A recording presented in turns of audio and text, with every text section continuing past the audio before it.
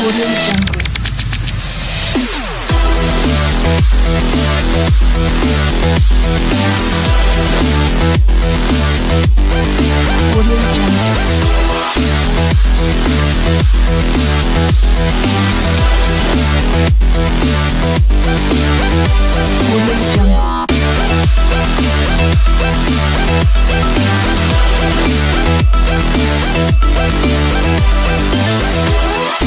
Audio Jungle.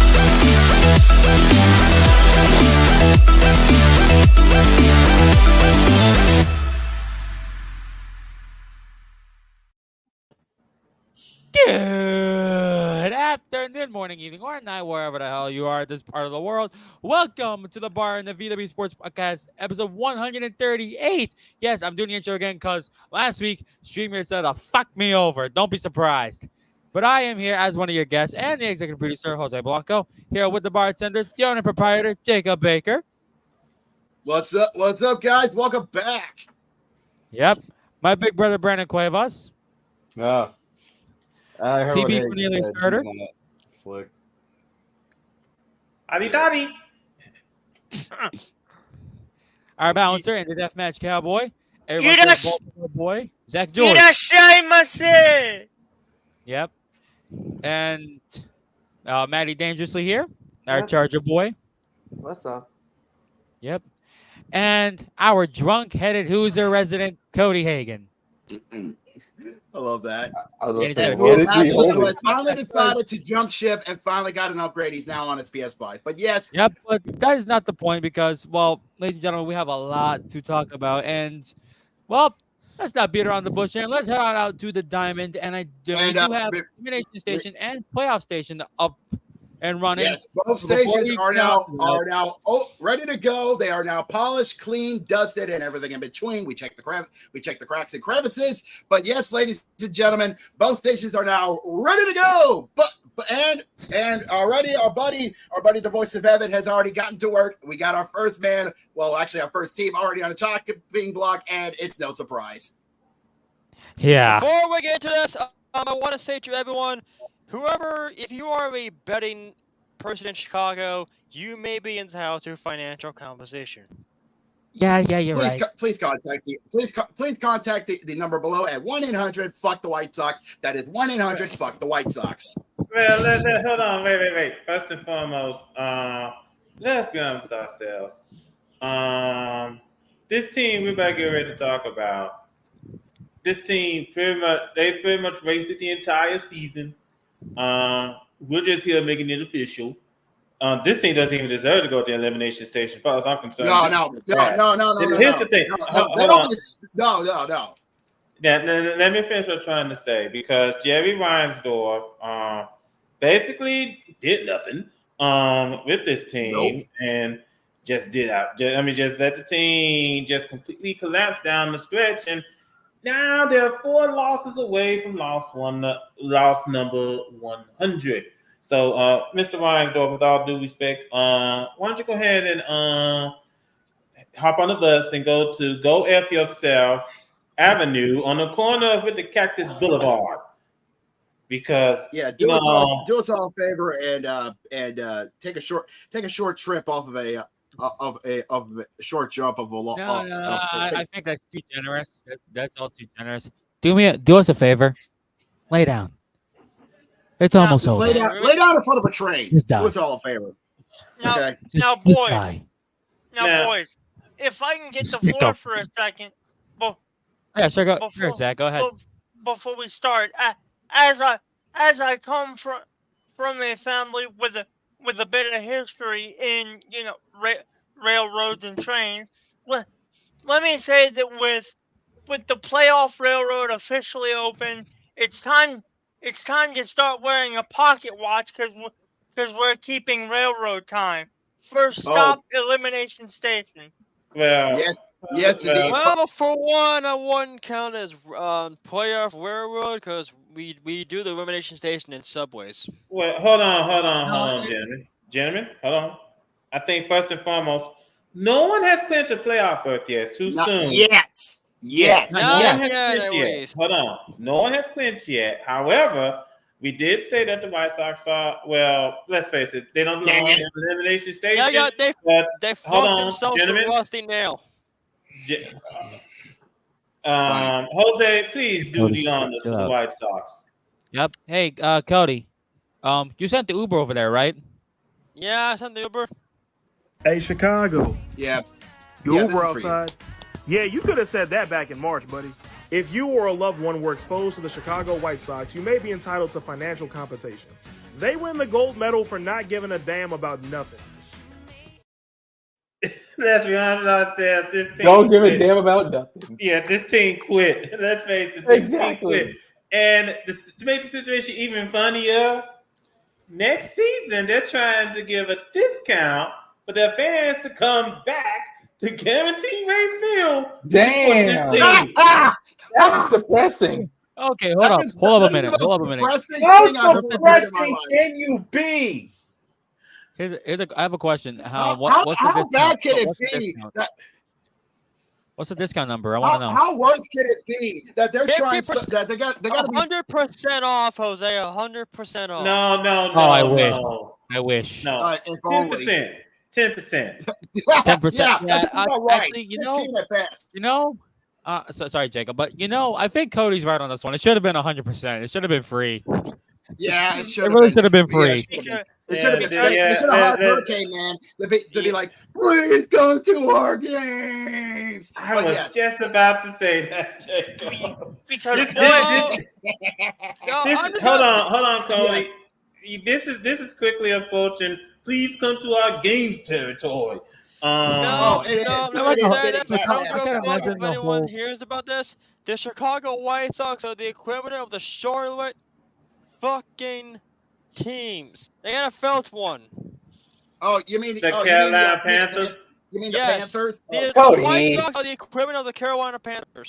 Oh, I wouldn't go that far. I mean, because I mean, Okay, yeah, I well, you're wouldn't go trying. that Hold far. on, The wait. Panthers Time are out. trying. Everybody one at stop. a Are you- time, wait a minute. gentlemen. Yeah, Jesus. please, one at a time, gentlemen. One Yeah, at a I say time. time out. You mean to tell me, Cole, you gonna compare Jerry Reinsdorf to David Tepper? Yes. That's Okay, it's your more than a funeral. stretch, but I'll give it. But yeah, fair enough. That's your funeral. put it this way, right?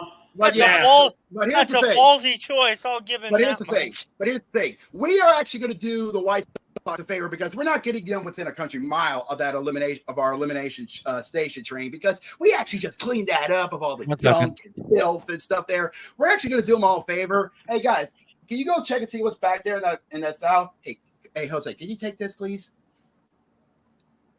What did you get, Jose? You'll see. You know what to do.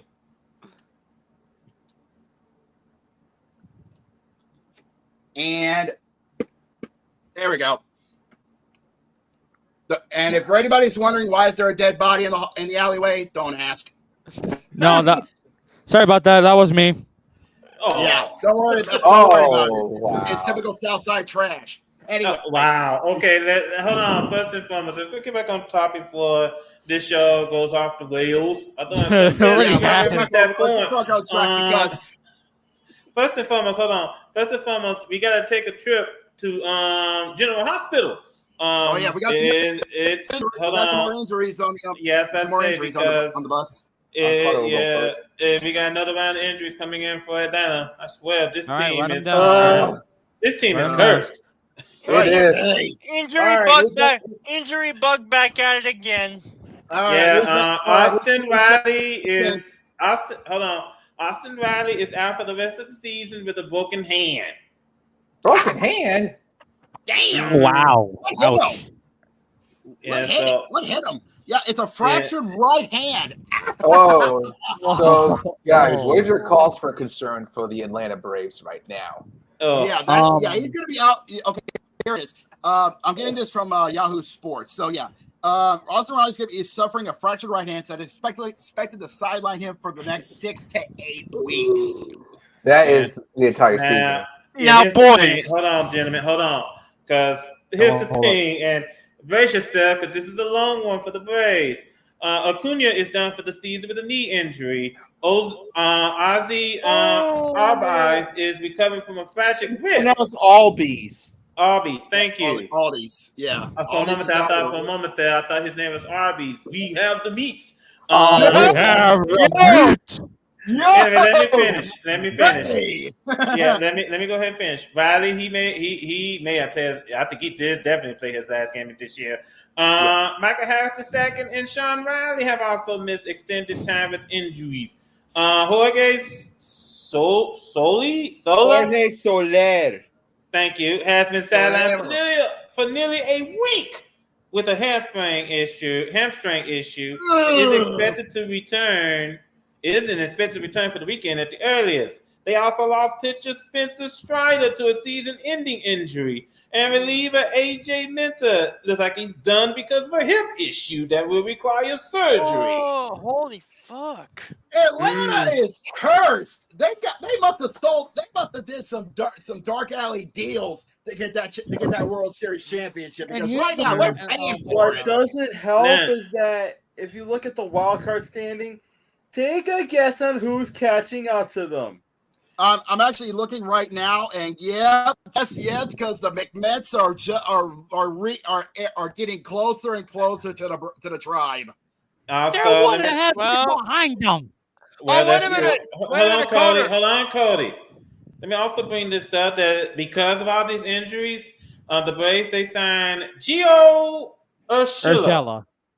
Urshela. Gio Urshela. Yeah. I mentioned about this guy. He's no stranger of being on the East because if you remember, Gio Urshela is a former Yankee. Mm-hmm. So he's just flipping conference. He's just flipping championship leagues. Conference. Let me just put it this way, fellas. Yes, but let me just put it this way, fellas. The way how the Braves managed to stay in the playoff race this long is saying something. It's a miracle. It's a miracle in of itself. The miracle that they got so much depth to them that they've been losing all these key talents, and yet they're still in the hunt. Boys, What's up? I got two things. One is speculation on what broke the hand. Two is a joke that will probably get me kicked out the bar, but I gotta make it. All right. joke? All right, I gotta hear it. Let's hear it. Well, not a joke, but a reference. But let's hear the speculation first. What do you think? What do you think caused the fractured hand? I'm thinking he either slid wrong or more likely he took a ball to the hand. I was actually thinking the same thing too, because there's no way you can get a fractured hand from sliding wrong, because unless you dove hand first and you hit the base pad wrong. Or the He probably took a dinger to the hand, you know? Yeah, that's a possibility. Could be he probably punched something, and that could have been the reason. Well, we have seen stories where a baseball player punches the wall and breaks his hand. So Rage can't do that. Rage can't do that. Yep. But Now, what's the joke that's gonna get you kicked out the bar?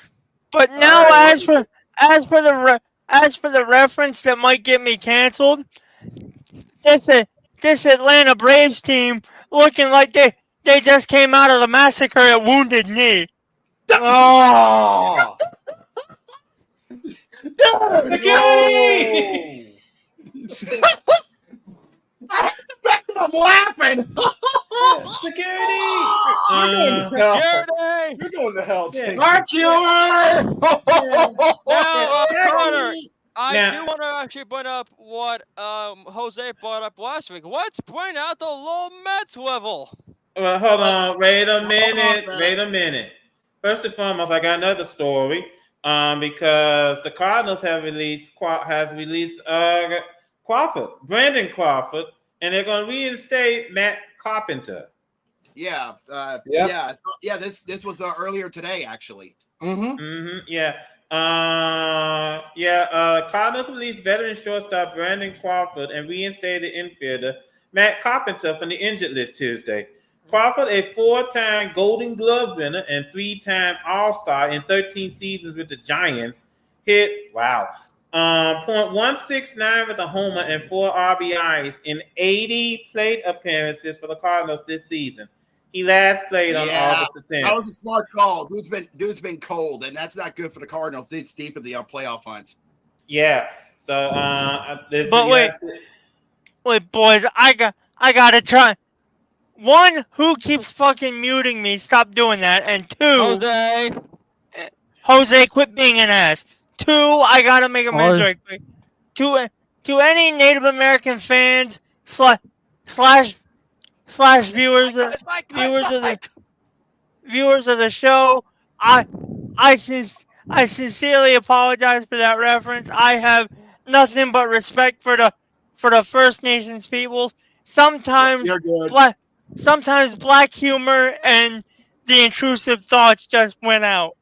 Hey, it happens. Sometimes- Everybody has their Let me moments. say It this. happens. Let me just Yeah, say this, sometimes we do go overboard, so that's understandable. Yeah, let me just say My this. job. Some people don't watch us, so you're good. No one's gonna get you. But yeah, nonetheless, though, you got it. Here's the thing: if I'm St. Louis right now, and since we made that trade, hopefully with this call up to the other,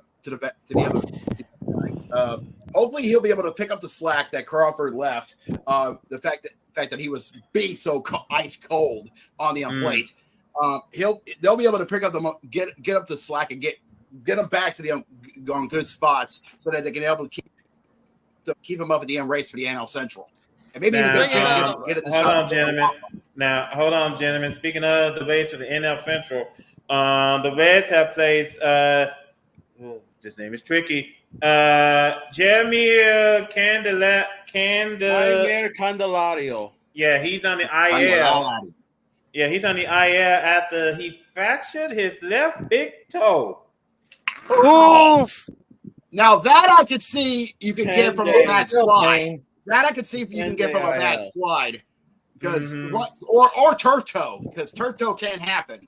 Yeah.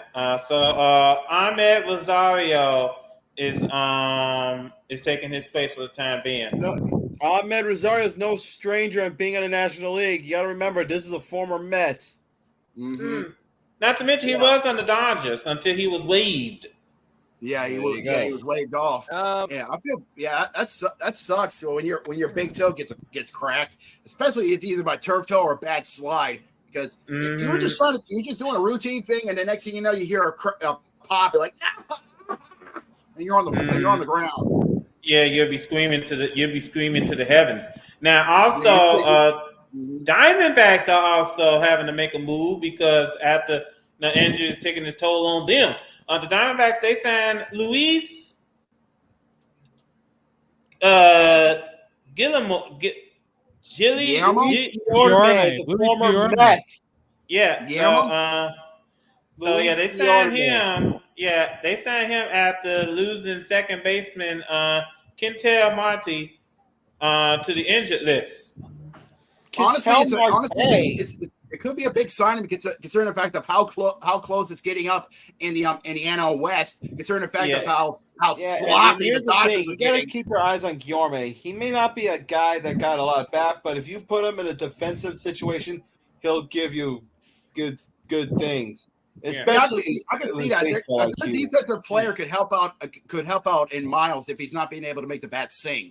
You know. Now, also, let me go ahead and bring this up if everyone's curious. Marte is on the 10-day IL after aggravating a right ankle injury. He rolled his ankle. Okay. If for everybody who's ever rolled their ankle, which I have done multiple times, it hurts. Oh, it hurts like a bitch. I had my fair share, but it only took a week considering my I wanted to hold on. this up. Now, also, Cody's Cubbies are cleaning house. Finally. Yeah, the Cubs are releasing reliever Hector Neves as he has cleared waivers after being designated for assignment. Wow. Hector Neris is something's up with that guy because he doesn't have the control with his pitches. Well, here's the thing, because he was 8-4 with 17 saves and a 3.89 ERA in 46 games with the Cubs this year. That's not He bad. also, he also blew. That's not terrible. Yeah, but he also blew 5 saves while compiling again, it's not bad. If anything, that's room for improvement. Yeah, he also blew 5 saves while compiling a 1.52 whip. Doing some tumultuous times as the team's closer after being elevated to that role earlier in the season. Again, that's not bad. It's room for improvement. Mm-hmm. So go ahead, Cody. So I brought this up last week to Jacob, and I think me and him both agreed that this should be on the MLB portion of the podcast. And Jose, I sent you the link because we both know what we're talking about. Last week, Toronto Blue Jays. Well, they won their game last week, but they got fucked over. Oh yeah. No matter how good the umps have been getting, unfortunately, we will have still some fuck ups. This and is Toronto MLB court. Yeah. So All right. Let me put on the wig. So All this right. is a portion of the Toronto Blue Jays won their game last week, but there was an umpire that made a fucking stupid call. All right. Umpires being umpires. And people wonder why people are questioning why Major League Baseball is trying to go for this automatic for these artificial umpires. Hold on. What game are we talking about? Angels versus Toronto Blue Jays. Angels Blue Jays last week. So if the clip was there, Springer I think there is. I think it is. I'm looking back at some of the But yeah, George Springer got okay, here we go. This is coming from their Twitter. From Twitter here. So yeah, we're not gonna have audio because we're trying not to get taken down here. But this is coming. Well, there was one Twitter video that is on TV, so we can show that, right? We're gonna show it from here. So this is taken from Twitter. This is a clip from the Blue Jays side of things from their Sportsnet. So we're gonna show it from there. Again, this is from Twitter. Again, and we're gonna try to do our best. But again, this is from the Twitter gods. So please, and YouTube, please don't ban us as we show, well, a fuck up in the Northern Territory. So please, let's see how bad this is. All right, edit. So top of the 7th, 1 out. Oh, yeah, literally. You look at it. Literally, it didn't hit him. Okay, so that is definitely a hit by pitch, and yet the umpire is not saying a damn thing, even though it is a definite hit by pitch. Let's look at this again. It took him right in the ankle. Yeah, the ball bounced. There was a replay. There actually is a replay. If you go back, there is actually a replay. Okay. I don't think that's a pitch. Part of me doesn't think it's a pitch yet. Hey, this is slow mo. There we go. I'll slow it down for you guys. We can see it for ourselves. Oh, I saw it. It was right in the ankle. He got hit by a pitch, and as we all know, if you get hit by a pitch, it's an automatic walk. You get to go to the first base, and yada yada yada. Apparently, the umpire didn't think of that. Forgot that rule. But he must have a bad angle. Probably, considering the fact of how batting positions are and everything, batting positions and umpire and catcher positions and all that. There it is. And also, right there. And considering the fact of how the ball was traveling, I wouldn't blame him. Well, that's the worst part. Right where it says the circle in 84. That's the worst part too. It took him low on the ankle. Yeah, I know that, but I kind of want Jose to maybe see if there was a replay of it. It could be a replay because this is a longer video, so they're probably going to show it. Yeah, here we go. Video review. So there is a replay. I think probably if you find it. Yeah. So they're going to slow it down and everything. So, okay. But yeah. And then he got pissed. And the umpire and even though Springer was right, he got hit by a pitch. It's supposed to go to first. He got pissed off. The umps didn't think of that and thought it was a ball that couldn't go. Jose, you could probably turn the volume on this one because it's on a TV. No. Well, we're We're not not going doing that. No. Give us some. He was having And a guess valid what? argument. George Springer got pissed off, and he got ejected for no fucking reason. Yeah, he got ejected for no reason, and everybody And and Springer got coach comes out and says, "What the pissed. fuck?" He never gets pissed.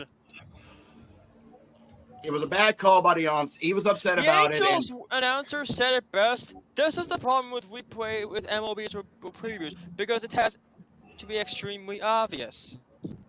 Yeah, irrefutable Wait, evidence. you called that not fucking obvious? Are you stupid? Are you stupid? Are you Irrefutable made of evidence. stupid? No, I've seen this before many times in college football and the NFL. It's irrefutable evidence. Also, how's that? Nice way to show. All right. What? It's irrefutable Oh, okay. evidence. I've seen this too many times to count. I've seen this too many times to count in many different sports. The video review states that it has to be irrefutable, concrete, set in stone evidence. Beyond dispute. Beyond dispute evidence that it can be overturned. But I think we should continue with baseball because guess what, folks? Well, we haven't even left. We're still there because I saw it. We can now officially say this: they're handing out the awards, and we can now officially say this on the NL side. Stand up, congratulations to one Jackson Merrill. He has won the National League Rookie of the Year. Congratulations! Wait, he says he should be. Don't jump the gun just yet, Jacob. Matt said he should be. Oh, shit.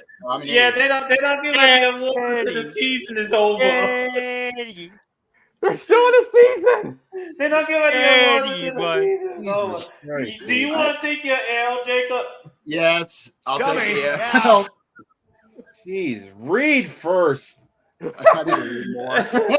But nonetheless. Now, also, let's get back on track here.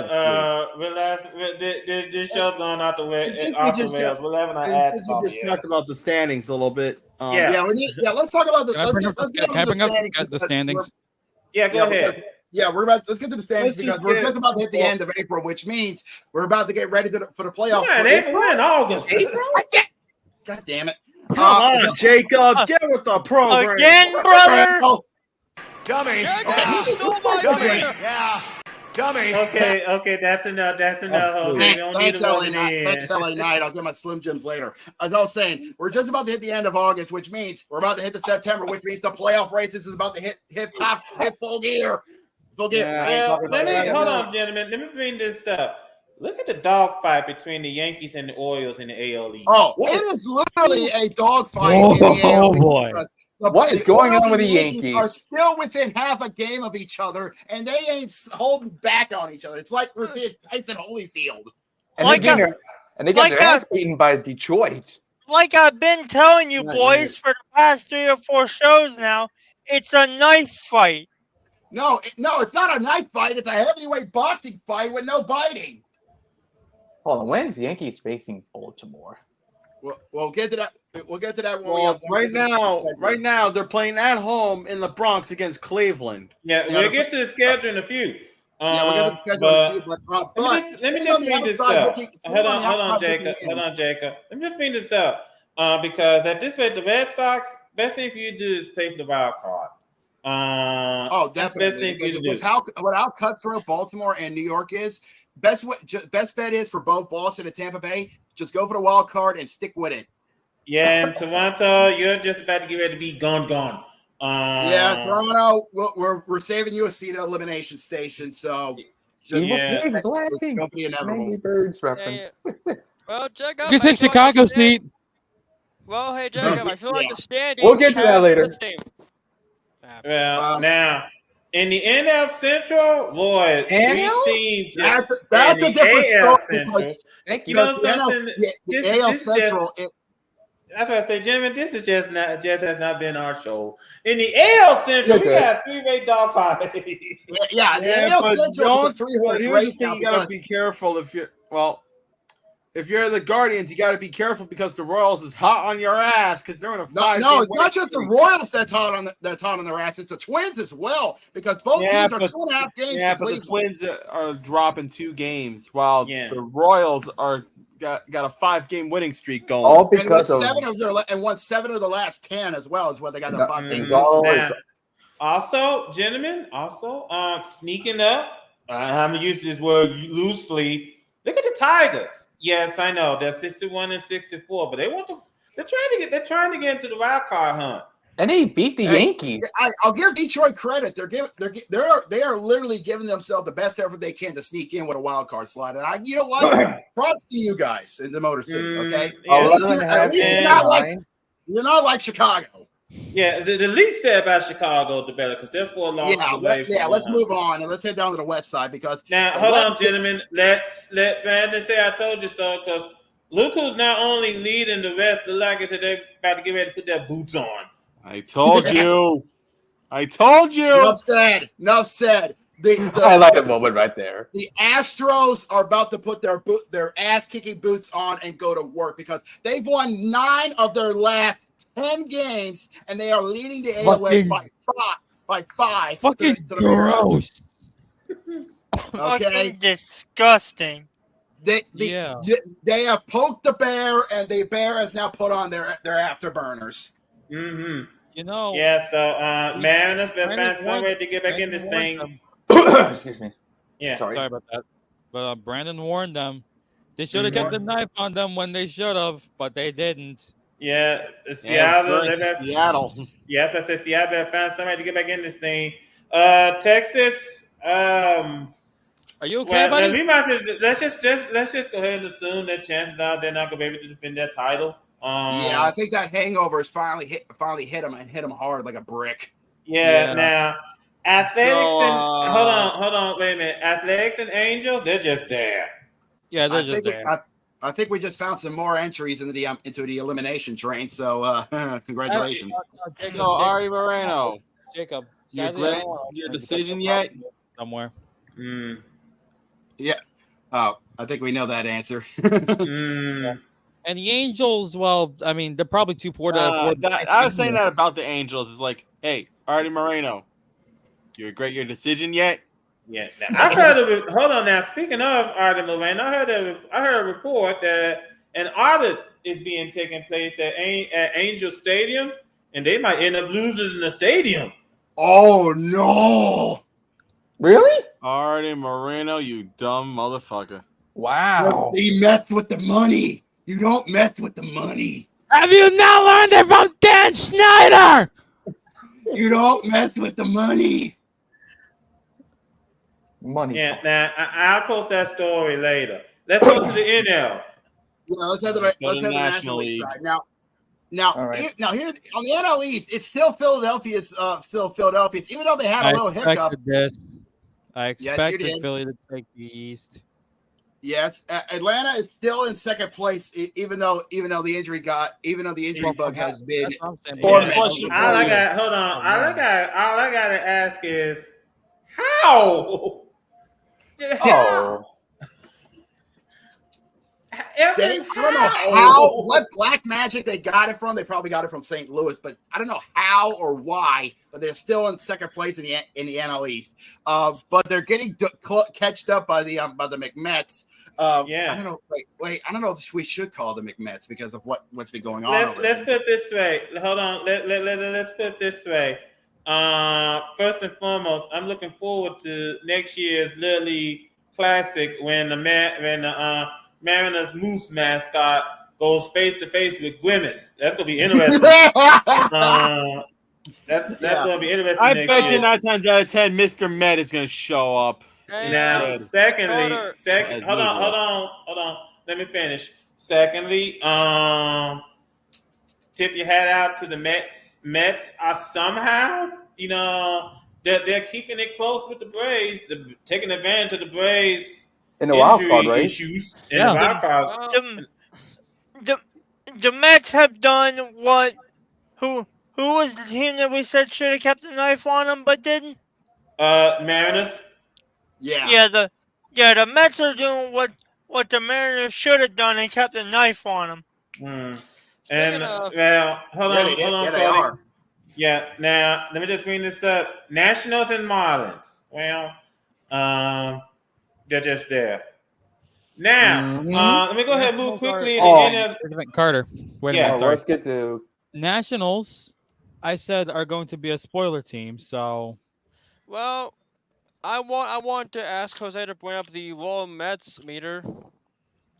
I don't think we need a low Nah, Mets meter they're at this fine Didn't we? for time. now. Didn't we say last week the we index, need it? the index is no, not now. No. The index is up. The index well, is not registering. if it's needed, If we'll we talk see, about it let's when put the it this way.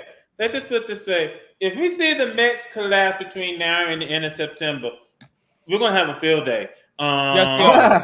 Yes, we are. Most definitely. Now let me go ahead and get to the Central because I have never in my born days seen this. The Milwaukee Brewers are just putting their boots on and just pretty much stump over everybody. A 5-game winning streak, 7-3 over the last 10 games, an 11-game lead over the Cardinals in the division. They are just walking away with the NL Central. Yeah. It's Now here's the almost, thing, it's right? almost sad at this point, honestly. Here's the thing: St. Louis, Cincinnati, and Chicago are each a half a game behind one another. Well, for Cincinnati and Chicago, they're tied. Yeah. But they're both a half a game behind St. Louis. Yeah. Damn. Hi, Pittsburgh. How you doing? You doing okay? You all right, Somewhat buddy? all right? You been having trouble with cool. the grog? Because sometimes the grog can get rotten on you. It's fine. Yep. No kidding. But if you look, then we go to out west, and I say it once, I'll say it again. Hey, Dodgers, you sweating yet? I tell you what, let me bring this up. The way how the Brewers beat the Dodgers recently, Milwaukee sending the message to everyone first and foremost that they're not afraid of anyone. And if you're the Dodgers, you got to be concerned because Arizona and San Diego are breathing down your neck. No, that's a good thing for Milwaukee because that shows that you should be taking them seriously. Them loading up the guns right now from the Friars, and I don't see Full Metal Jacket. Oh no, those are tracers. Mm-hmm. And Giants, you better find some way to get back in the wild card race because you're 10.5 games out in the division, so that's a no. Find some way to get back in. Find some way to get back in the wild card race. They are behind them. Well, in the wild card. The Mets, Giants, and Cardinals are chasing down the Braves. So they are in the hunt. They are in the hunt for the wild card. Yeah, and Colorado, well, Colorado's just there for decorations. Yeah. Hey, Chris Bryant, are you regretting being in Colorado yet? Yeah. Before we run down tonight's schedules for the games, we got some breaking news in the MLB talking from our boy Matty. What's up, buddy? We got news from the San Diego Padres. Oh, what's up with the Friars? Hae-Sung Kim will be placed in the injury list with right shoulder inflammation, and they recalled Matthew Baton, infielder. I think it's infielder, INF. Silly That's me. not good. From El Paso. Yeah. Oh, he's getting Yeah. I can't believe what I'm witnessing here. I don't think we can show the video, but this happened at Citi Field. Oh yeah. I actually saw it. I actually saw the video. It's funny as fuck. What's the video? I don't know if we can show it or not, but Hold on, first and foremost, we forgot to bring him in. Get him in here. Oh wait. Play the sound effect, There you go. There it is. What's up, Weaver? What's up, girl? Let me explain this video that Matt posted on our private chat. Citi Field has Spider-Man and Batman dancing. Well, you go ahead and dance while your team beat the Marlins 4-0. So sure, have fun doing it. Sure, have fun doing it. It's like something you see on Fortnite. That's the two craziest things I've. Peter Parker, Bruce Wayne. Well, that was on the weekend. Yeah, that was on the 17th. Last night, yeah, if I say so. Bruce Wayne and Peter Parker are having a wonderful time at that game. To be fair, it's like Fortnite coming to life, except without the guns. Okay. It's a pity. It's a pity that Spider-Man is Marvel and Batman is DC Comics. So Yeah, well, what are you gonna do? Mhm. But anyways, all right. Oh, let's well, run whatever. down. Let's run down the schedule for tonight's action on the diamond. Starting All off, right, in I fact, got, I first got pitch. this covered because it starts. Everybody slow down. Everybody slow your roll. Okay. It starts I like off the message about the down in Yankees. Miami at the Lone Depot Arena as the Bam. Marlins play host to the Wait, Diamondbacks. wait, Oh, they just started. wait. yeah, Go. yeah. Now Yeah, the game. But Brandon was talking about the game just started between the Diamondbacks and Marlins in the top of the first. The game just got underway. Yeah, but coming up in about 5 minutes at the nation's capital, Nationals playing host to the Rockies. Okay, let's be honest with ourselves here. Hold on, time out. Let's be honest with ourselves here. Does anyone care? No. I take that as a no. National Also, Pep-Up we and got Thank You. coming We up will. now. I tell you one game which people are going to care about. We got the Guardians and the Yankees over at Yankee Stadium. Yeah, Let's that's going hope down Yankees in the Bronx. Let's hope Yankees doesn't mess up. As for the Orioles and Yankees, they're playing on September 26th, Okay, then. 25th to 27th. Excuse me. Yeah, that's sometimes that's the season finale. That is. Definitely. Also, No, it's actually the Pirates, by the way. Okay. Now, also, sorry. You I'm can about check to the say game now, out. Yankees, that's gonna be a bloodbath. yeah. Definitely. Check it out on Valley Sports Great Lakes when first pitch hits. Also, later on tonight on Valley Sports Ohio, you can check at the Skydome. The Reds and the Blue Jays will be duking it out. Yeah, that's gonna be at the Rogers Center, aka the Skydome. It'll be the Skydome to me forever.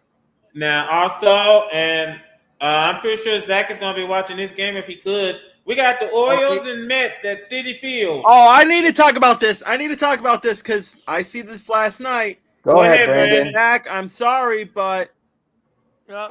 I heard about this game between the Baltimore and the Mets. Okay, what's up? Somebody walked it off. I think last night we had a walk-off moment. Yes, it was Francisco Alvarez, the catcher. Yeah, Alvarez walked it off in grand fashion, taking it over the Orioles in the ninth. And so this is game two. So basically, the game two of the series between the Orioles and the Mets later on tonight, 7:10 at Citi Field. You can check that game out on MASN.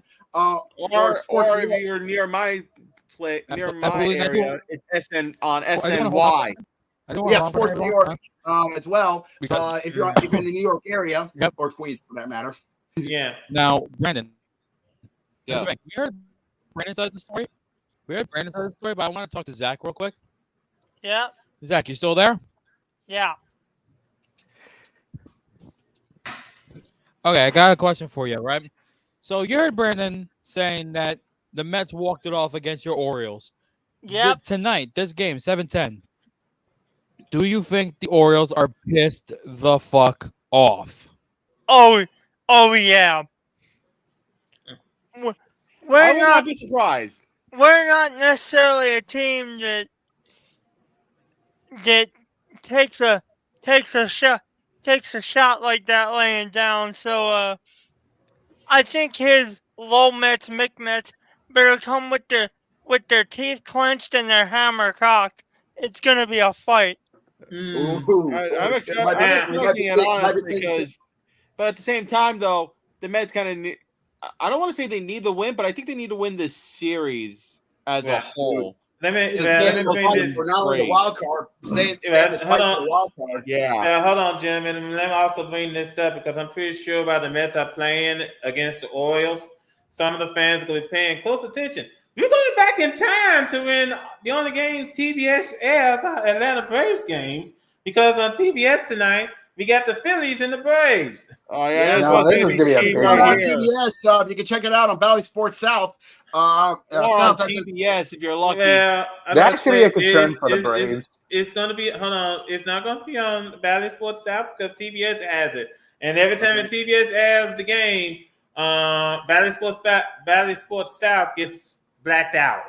Okay, then. That something If else. you get blacked out, you better get on TBS. And if you don't have it there, well, you're SOL. Yeah.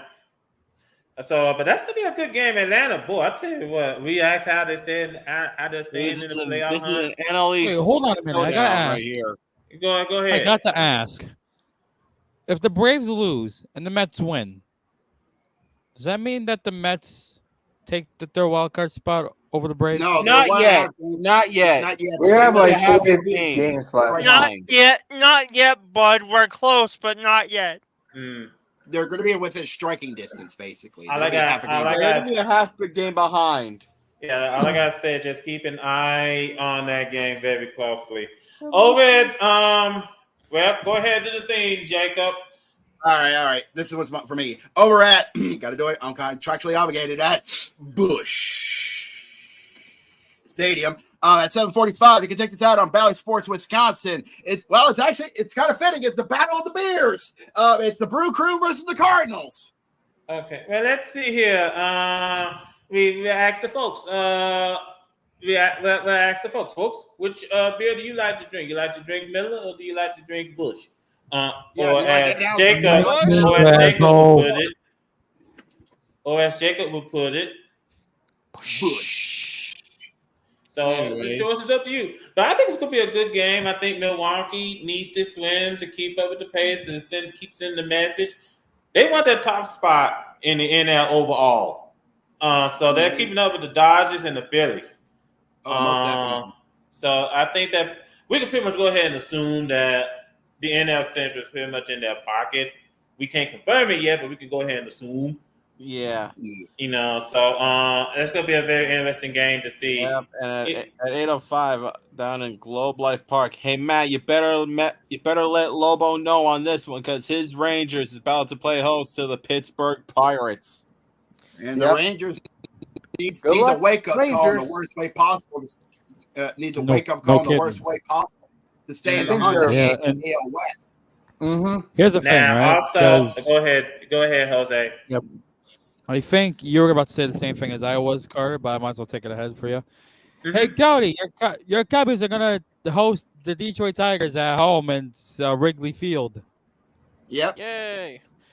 You check that game out on NBC's Wrigley Field. I don't know where they do it, honestly, because I keep forgetting. Or Valley Sports Detroit. Hold on. If it's the Cubs, it's Marquee Sports. Well, thank you. Can I, before we go move on to a different subject, I want to give a spotlight to Playground Entertainment. Because today, because guess what? We are going back to our 90s and 2000s childhood. Backyard is back. Yeah, because Playground Cody, Entertainment you mucked it up. Okay, well, No, yeah. I didn't. Well, nonetheless, ladies and gentlemen, we can now announce this that backyard baseball is coming back as backyard sports. Our childhood games, childhood franchise is coming back. Is coming back after over nearly 20. It's almost like years since they released some console games. It's been like a decade and a half. Franchise to something like that. Like company to company. Yeah, and hopefully it will do us all a favor, and it will be coming back on consoles and not just a mobile only game. Because honestly, I am so stoked for this. Yeah. You couldn't tell them. They did release the trailer today. Entertainment.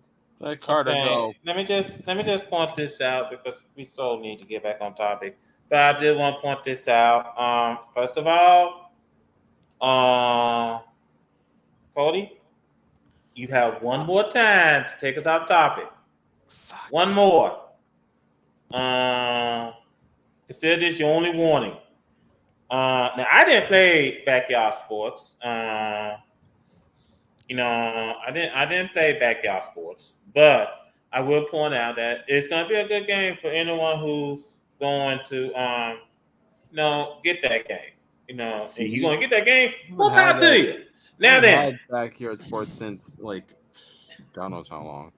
I haven't played it. We'll return to it after. Anyways, we'll return to this anyways, topic let's get later, back to the rest Cody. of the- Also, heading on out to Kauffman Stadium, we got the Angels and the Royals tonight.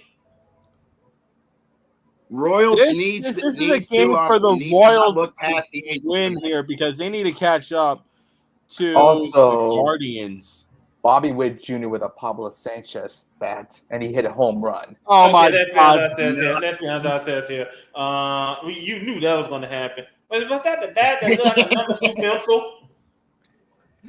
He's a custom bat, Pablo Sanchez. That was. I'd beautiful. like for this discussion to be a bit more glamour. So let's return to That's fair enough. Fair Wow. enough. But yeah, I'm but sorry? like I said, the Royals need a win here tonight to stay in the hunt in the AL Central. So they need a massive win here tonight Yeah, against the Angels. So they and could speaking not of look past stay- the Angels here tonight. And speaking of staying in the hunt, as we probably just skipped one over here at Minute Maid Park, as your Houston Astros, Jacob's going to play host to the Boston Red Sox. For the Red Sox, they need to keep their knives sharp and their wits sharper because Astros. Some tells me they are not going to keep their foot on that gas pedal as we're about to hit September. And now, hold on, is it Boston leading that last wild card spot?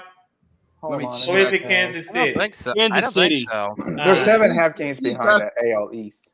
Minnesota's got the last wild card spot. KC has the No, wild card spot. guys. From the way I see it, it goes like this: 1, 2, 3. Orioles, Twins, Royals. Okay. Baltimore, Minnesota. I have it differently on Yahoo. Yahoo says Orioles, Royals, Twins. Nah, tiebreakers. Yeah. Interesting. Yeah, because ESPN's been saying the same thing. Kansas City got the last wild card spot. Boston's 4.5 games behind. Okay then. So, By the way, it's early, but we already got some scores. Diamondbacks have taken a 1-0 lead over the Marlins. Oh, they drew first blood. And also in the top of the first with 2-1, the Rockies have taken the lead over the Nationals 1-0. Oh boy. Okay then. Do you think I have a question for you guys. Do you think anybody's going to care about the Tampa Bay Oakland game? Next. Nope. The game is going to be on ESPN. I didn't think so. I didn't think so. But this game, I know we're going to we want to keep an eye on. In fact, these next two games, I don't know about the other one, but I know these two games are going to be keep an eye on. First up, over at Petco Park for our boy Matt, the Padres are going to be playing host to the Twins of Minnesota. You can check this out.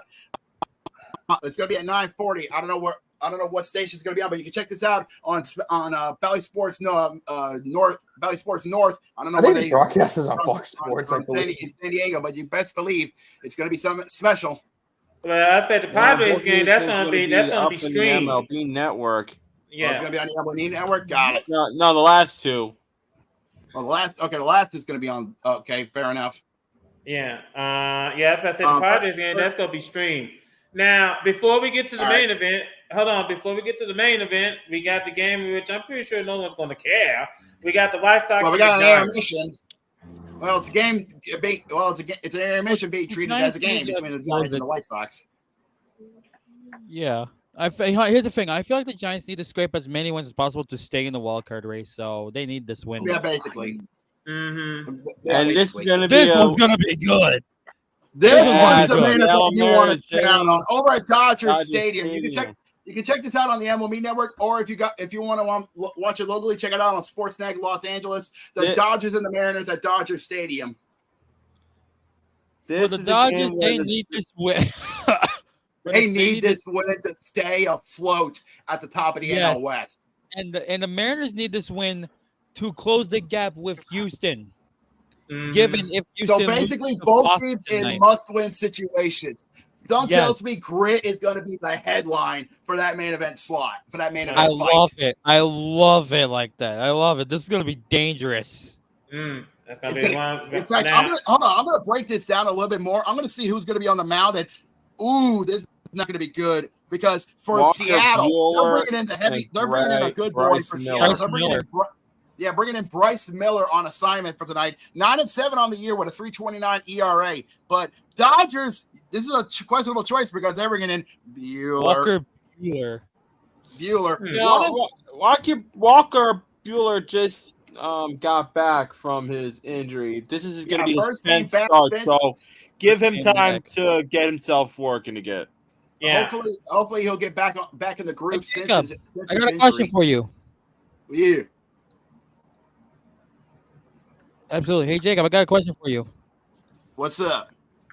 You still there, Jacob? Yes. What are the odds for this game, Mariners and Dodgers? All right. Yeah, funny you should say that because What are the odds for Mariners and Dodgers? This is coming from BetMGM, so these are not This is not universal. You can check out the other odds from FanDuel, Cecil Sportsbook, but this is from BetMGM. The money line goes as follows. They are heavily favoring the Dodgers with a minus 155 on the money line. Ooh. It's yeah,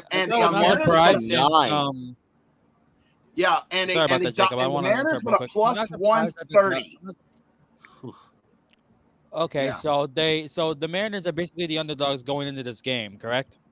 Yes. The spread is close. I'm not surprised that. Go ahead. I'm not surprised that Dodgers have the minus 155 on the money line at this at this rate, on the money line at this game. Here's why. If you look at the talent they have and see how the way they're playing plus their record, they definitely want to get back to the World Series, no matter what the cost is. However, even though this is a regular season, when the postseason begins and the Dodgers are there, do you think they're going to choke? Because we all know the postseason is a different animal than the regular season. It's a different beast entirely. And we have seen underdogs pull off miracle runs in the postseason. We are looking at the Diamondbacks from last year, where they have shocked the world and took down Moneyball and the Dodgers in the NL Championship. Or my O's from last year. Exactly. Look at the season before that. Who beat the Dodgers? The Padres. Exactly. Who's to say that they cannot choke this postseason again? It's possible. They've become the Dallas Cowboys of the MLB. Yeah, it is possible. It is very, very possible. Doesn't matter how much money they spend, that state's going to stay there forever. Anyways, finishing up the odds, the over-under, they are suggesting that the over-under is going to 9. Wow. They are suggesting that the 9 total in the over-under. And the spread, they are suggesting that LA is going to win by 1.5. No. Well, whoever keeps asking whose side about the over-under is not based on a side, it's total. Do you not know how betting works? As I said, speaking of, we're gonna move on. Let's do it. Because we're not Las Vegas. This ain't ESPN bets. We're gonna move on. I will say this because on the next topic, I'm gonna ask this question. Hi Pirates. Thanks for coming. Good Lord, what happened? I think Mac. I'll tell you what happened. Simple enough. Rattlers didn't forget, and Rattlers didn't forgive. I think Matt can give us more detail on this one. So, Matt, floor is yours. All right. Since you're on an IFL topic, the national championship game was between the Massachusetts Pirates takes on the Arizona Rattlers, a rematch from the 2021 United Ball before it was rebranded as the IFL National Championship game. I was expecting to be a huge beatdown, but good Lord, it went the opposite way. The Arizona just dismantled and exposed Massachusetts defense. They were destroying them. In halftime, it was 29-0. It was a nonstop beating. and it went all the way to 53-8, and Massachusetts got one last touchdown to say, "We're sorry, guys. We tried our best." The final score was 53-16. Arizona Rattlers, the most unstoppable team in the face of arena/indoor football. Let's be hold on. Let's be honest with ourselves. Massachusetts, I guess they thought that they thought they were the power. They exposed a powerhouse team at the East. They thought they were. and They got worse. yeah, They They thought they they were hot thought they shit, were and then the- Arizona came in and smacked their fade in. yeah. They thought they were the Patriots with Tom Brady. Yeah. Arizona's But the they got what? Bailey Zappi. Yeah. Massachusetts were the underdogs, by the way. Excuse me. Yeah, Absolutely, let me just put it this way. I guess if I could borrow a phrase from Morgan Freeman, it was at that moment that Massachusetts knew that they fucked up. Yeah, he did. I mean, it's unfortunate what happened, but I wouldn't say it's unfortunate what happened for Massachusetts. Arizona just continued to show their dominance because, as you guys brought up, this team was dominant in arena football. In the arena football like I league. said, they are the OGs of OGs when it comes to arena football. They've been here since I came to this world back in 1992. Okay, when the arena league was in its infancy, they are the old dogs of this thing, and they still got sharp teeth. Okay, Now speaking of arena football. Now, the Arena Football League. Oh dear. Now, there was a report. I saw this on Twitter. There was a report on whether or not. Go ahead. Can I stop you for a second? Do we really have to talk about this? Oh, this ain't gonna be. We have to because there's something about this, including the Yeah. Indoor Football League commentators burned Arena Football League during the commentary. Yeah, saying that's something Go he's ahead, struggling. Now here's the thing. Because I think Matt, you said that they were discussing whether or not if there's going to be another season. That's supposed to be announced in September. Right. Thanks to Ray Dizzy. Yeah, he announced this September. The Arena Football League is going to announce their future announcement about this league. Along with, I just want to ask this question: why? I mean, because it's not happening. Yeah, unless they're going to promote, unless they're going to say that they're gonna fold live on TV, then congrats. You actually saw the writing on the wall. That you like played I in the said, American because dream. that's what I said, because this is the same league that thought it was a great idea to do a championship game in a mall in New Jersey. First of all, I want and to say, unlike say the mall name. Say the mall name because it's in New Jersey, and I was there. I went to that Jersey. mall before. What is the name of the mall? The American Dream. The Oh, come on. No, I'm dead serious. Oh my God! I feel okay. And somewhere. Hold on, time out. Okay, somewhere the late great Dusty Rhodes just rolled over in this way. Let me just point this out because I want to remind you, the same guys that made the Mall of America in Minneapolis. Well, let me put it this way. I mean, when the football league, let's just stop. They're dead. They're dead. Yeah, just stop. A lot of news about this, exactly. You know, just say Billings won the championship. We're done. That's it. And unlike Arena Football, when they cut out the title presentation, the IFL just showed their title presentation of the winner. Well, to be fair, do you blame CBS Sports for cutting out? No, because they know how bad Arena Football was. I could tell why from CBS. Mm-hmm. Yeah, you could tell when a cable network doesn't give a damn.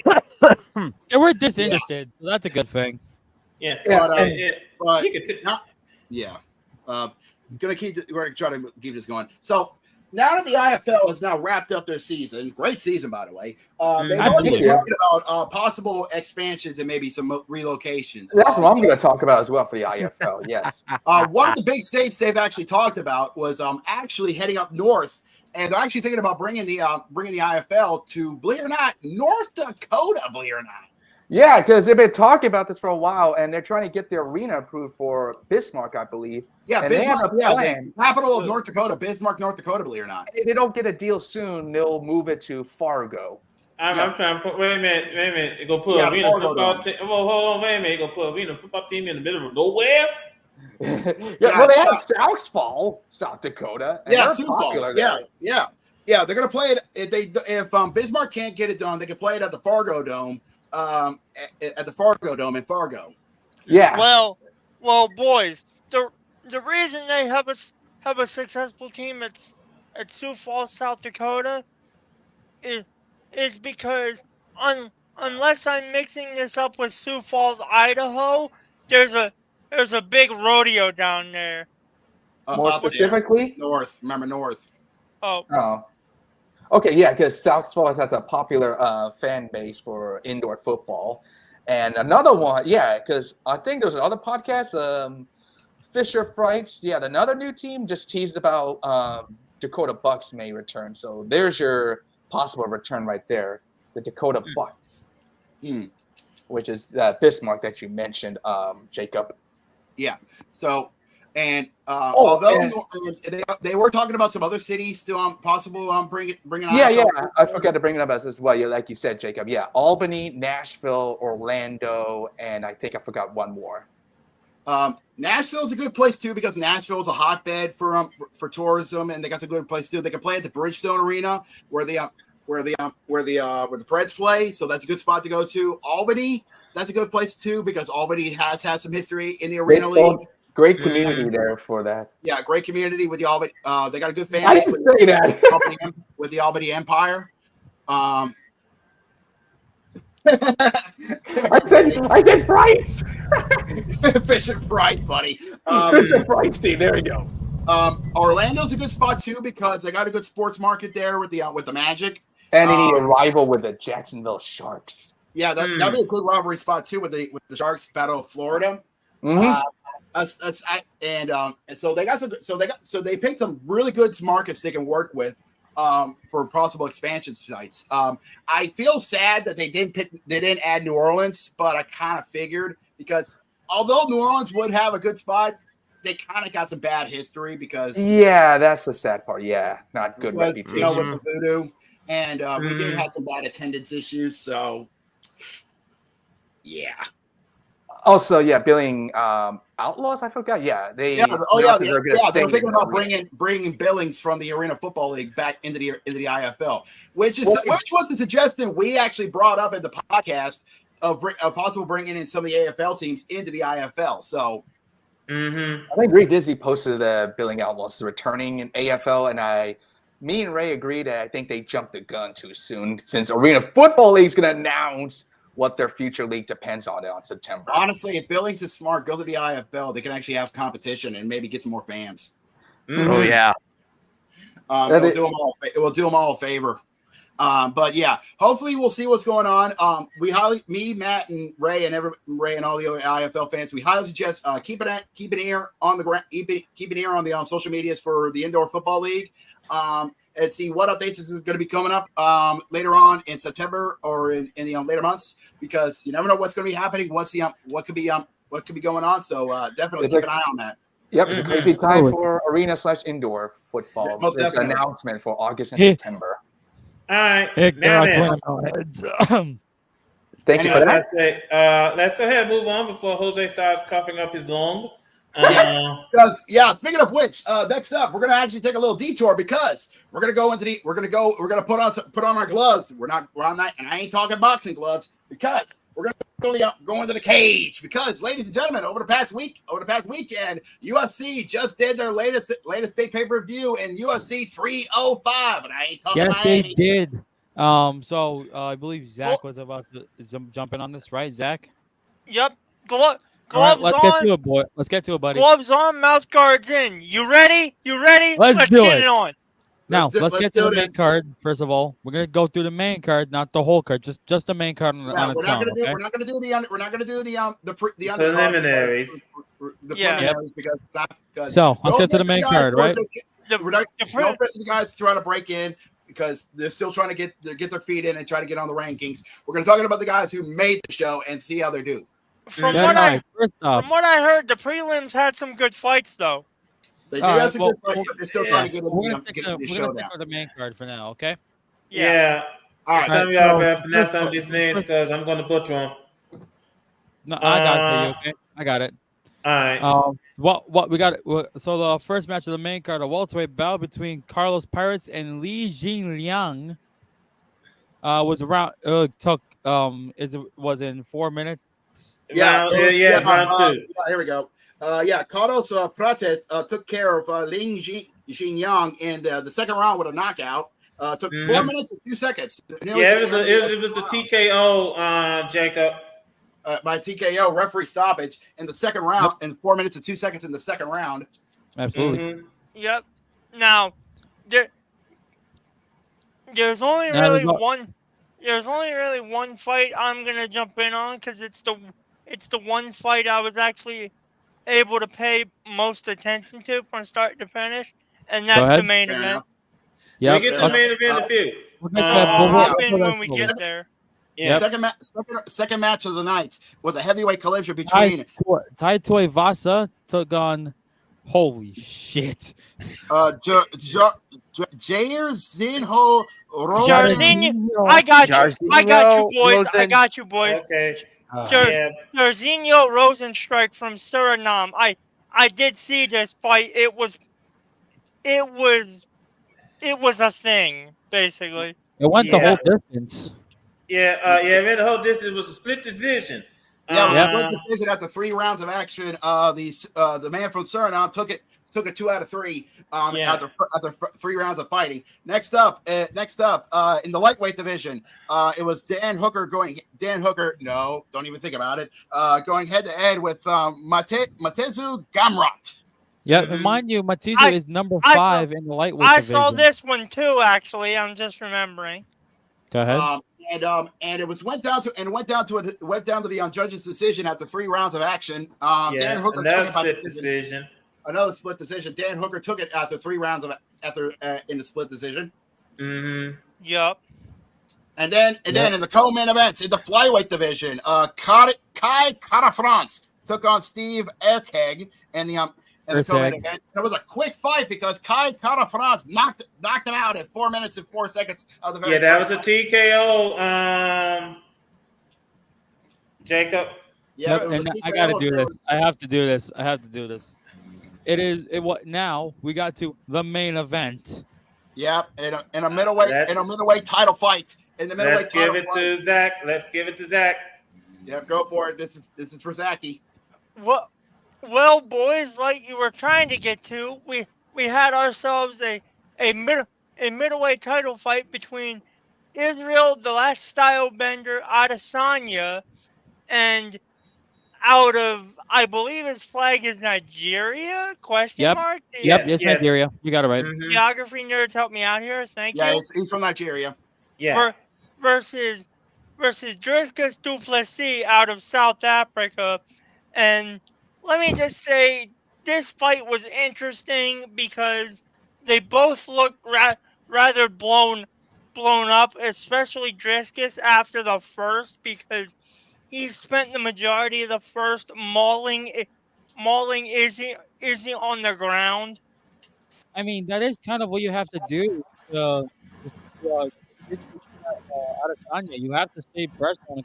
Adesanya is notorious for his striking game because he's known as the last style bender for nothing. This dude is one of the most vicious strikers in the middleweight division. Mm-hmm. No doubt. But as I was saying, you have to keep him on the ground because if you ever take this to the standing game, he will knock your ass out. Yeah, you can't go strike for strike without Adesanya. You can't. No, hell no. Mm-hmm. That's what a lot of people thought until Dricus was able to drop him and then jump on his back for the rear naked choke win. That's how Dricus retained the middleweight title by submission in the 4th round, 3 minutes and 38 seconds in round number 4 with the submission by rear naked choke to retain the middleweight championship. I'm just looking at I looked at the signature strikes by target. This is gonna Adesanya targeted the head of Driscus. 61 shots. Yeah, I'm actually looking at the stats from this fight, and it is basically almost dead even. Total strikes, Adesanya had it with 49, nearly 50% of his strikes landing out of 211, 49.8 total strikes hitting. Significant strikes, 47.8 out of 203. He missed a takedown, but that was just it. Meanwhile, Duplantis stick to the strategy of the ground game. He hit nearly half of his takedowns, 4 for 9, 44.4% of his takedowns landed. Sure he didn't hit up on the strikes, but man, the takedowns were worked to perfection because he had 2 attempts. One of them came to fruition and helped to retain the middleweight title. Nuts. And boys, for those of you listeners who aren't fight people, this is gonna sound really weird and almost kind of fucked up, but the choke was beautiful. I'm a bit of fuck you mean pause. I'm a bit of a Brazilian jiu-jitsu nerd. Fair enough. Time out. I'm sorry. This guy is going out to La La Land. Don't worry. Yeah, here we go again. Don't worry. Look, it's okay. It's okay. Look, we finish. talked about this. His sleep schedule is all over the place. It's okay. Yes, let's go ahead and let Zach finish. Okay. And anyway, yeah, he rocked Adesanya late in the fourth with a good shot to the jaw. Was able to take his back and hit the absolutely textbook rear naked choke for the submission win. Most definitely. Most definitely. Anyways, our next big pay-per-view event, UFC 306, which will be where is this going to be at anyway? It's going to be it's actually going to be our first ever. It's going to be UFC's first ever big event because they're going to be at the MGM Sphere. At the Sphere. That's right. The Sphere is going to be hosting their very first ever UFC event, and the main event is going to be Sean O'Malley defending the bantamweight title against Merab Dvalishvili. Yeah, that's coming up on the 14th. On the 14th, on the September the 14th. Yeah, September 14th. I'm excited for. 307. I'm excited for that one, boys. Yep, that's the main event. It's got a good card on this one. In the co-main event slot, the women's going to be in the ladies are going to be in the co-main event slot in the flyweight division as Alexa Grasso will be going head-to-head with Valentina Shevchenko. I got you. Thank you. And in Shevchenko. Thank you. On the main card as well, in the featherweight division, we will see Brian Ortega going head-to-head with Diego Lopez. Mind you, Brian Ortega is the third ranked featherweight in the world. Taking on the 12th ranked Diego Lopez. So that's going to be a good one. In the lightweight division, we will see Daniel Zerhuber going head-to-head with Esteban Ribovics. And then our opening fight of the night, we'll see Ronaldo Rodriguez going head-to-head with Ode Osborne to open up the festivities in the Sphere. It's going to be good. Oh, definitely. If you got pay-per-view, you better order up UFC 306 live at the MGM Sphere in Las Vegas. Or you can do it. You can do it like I do and join friends of yours for a Discord stream and watch it that way. Because I ain't if you got good friends and internet. I ain't got the disposable income to be tossing out $80 every month. Well, fair. I mean, not all of us, so fair enough on that part. But nonetheless, best believe UFC has been getting on the upswing for a good bit ever since they got past 300. So Dana White, even though he's kind of been not known for not knowing about proper etiquette when it comes to like drug tests, marijuana, or his fighters, John Jones. But you're gonna rub it in, aren't you? Marry everybody, aren't you? But in any case, should we go over some of the fights in 307? Since I did 306. That's gonna be a long 307. We'll get to that when we get. We'll get to that when we get to 30. When we get past 306. Okay, that's okay. We'll get to that in October. Yeah, we'll get to that when we get done with 306. But we'll get check out 306. UFC has this thing of like announcing multiple cards at once to try and stoke up the hype train. Yes, to get the hype train ready to go. But Yeah, anyway, because there's definitely one fight I'm interested in here on 307. We'll get to that when we get there. But I was gonna say, boys, if he wants to pick out a specific fight, let him, because now I'm interested. All right, what is it? Scarface versus Mario Bautista. Ooh. Okay then. But yeah. Anyways, we'll get back to that when we get there down the road. But anyways, let's get out of the cage because we need to go ahead. Take us to the pitch. Yeah, we gotta get to the pitch because, ladies and gentlemen, we just got through match day 1 of 39 of the Premier League 2024. 38. Well, okay, 38. Still learning. Still learning. Don't get on me. I'm still learning, girl. I'm still learning. Okay. We just got through our very first match day of the 2024-2025 campaign of the Premier League. And safe to say, well, they started off somewhat on the good foot because all the teams in the Premier League, the teams that were on the first match day did started off on the good foot. I'll tell you that much. Yeah, that is true. Man, you started Friday. They won 1-0 over Fulham. Well, you got to give full credit. They kept Man U to a 1-0 loss to Manchester United at Old Trafford. Yeah, I guess Bugsy credit. He kicked a late goal to help Man U get the W. Oh yeah, late goal miracles by Zerke at the 87th minute, believe it or not. But stick that in your pipe and smoke it, Tony Khan, you son of a bitch. Why don't you tell us how you really feel? Anyways, then on Saturday night, that's when the real party started for the Premier League. For the Prem. My boys at Anfield and Liverpool did work and took care of the newcomers at Ipswich Town. No offense, guys, but it is what it is. 2-0 was the final for Liverpool in second half insanity with our boys doubling down in the early parts of the second. I'm gonna be honest here. Like I am not a fan of you dirty Scousers at all. I'm not a fan of Liverpool, but well done to Ipswich Town to not get absolutely massacred, because in my head I had Liverpool by winning by like 3 or 4 goals to 0. I had it looking much worse in my head than it actually turned out.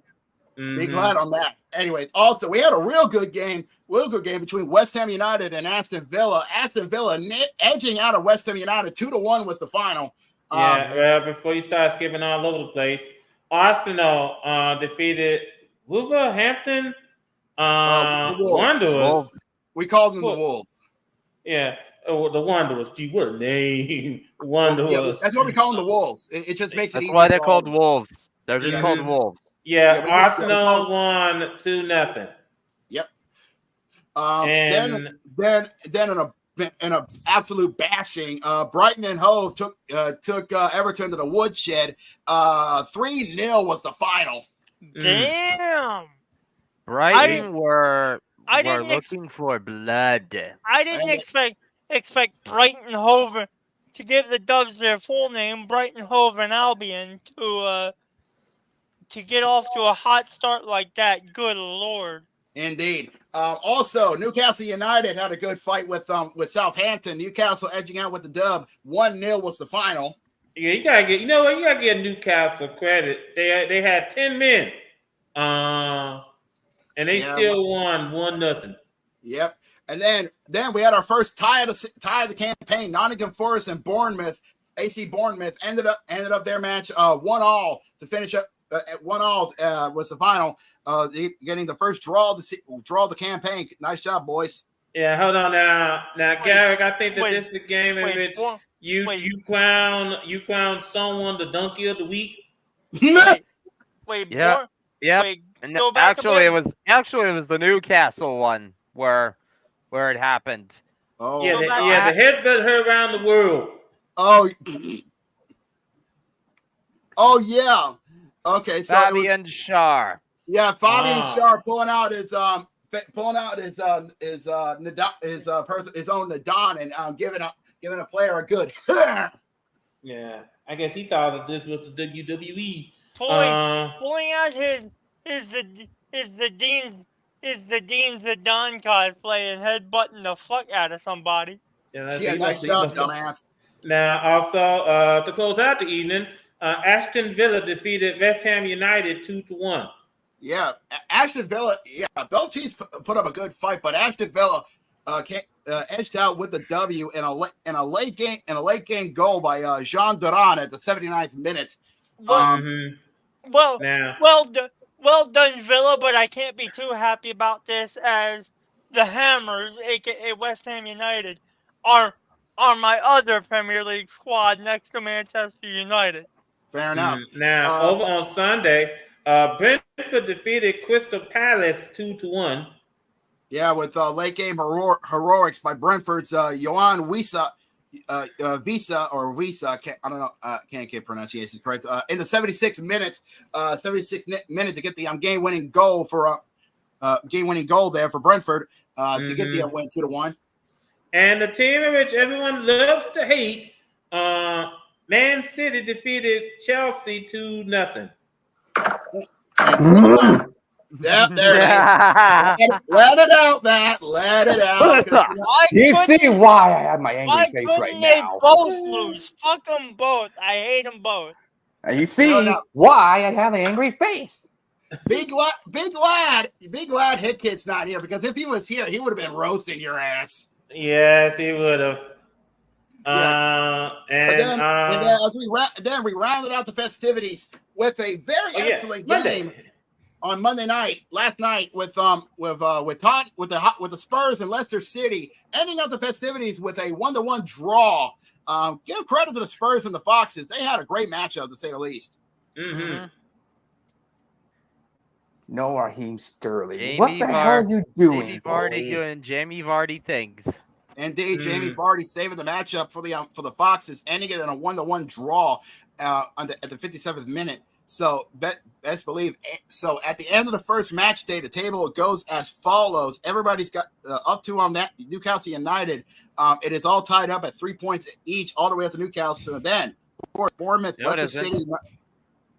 Well, depending on tiebreakers. But after Newcastle United, Bournemouth, Leicester City, Nottingham Forest, and the Spurs are tied up with 1 point apiece. Again, tiebreakers. And then, of course, everybody else afterwards has got no points. But again, this was the first match day of the season. We got 37 more to go. Yeah, absolutely. Matter of fact, Saturday's because Saturday's going to be a very, very hectic day. Yeah. You guys, we got Yeah, I was about to say, hold on, Jim. I was about to say, wake up at 7:30 in the morning, 7:30 Saturday morning on Peacock. Brighton and Man U at the right. Yep, that's going to be at 12:30 on the UK side for our boy Hit Kid. Now, question: Does Peacock host the replays after the game? Yes. It's on the goal. They do. I am not waking up at no 7:30 in the bloody morning. So you'll be fine. On Saturday, especially as I stay up late on Friday night. It's my one night a week. One night a week where I can stay up really late. I was about to say I'm not even going to ask what you do on the Friday night. I'm going to leave that alone. But yeah, we also have coming up. By the way, I like to name that stadium. By the way, American Express Stadium for Brighton and Manchester. I like that name, that stadium. That's Brighton Stadium. We got Crystal Palace and West Ham United. That's at 10 o'clock. That's at 10 o'clock on the East Coast. Let's see. At 4 o'clock on the UK, that's gonna be at Selhurst Park for the.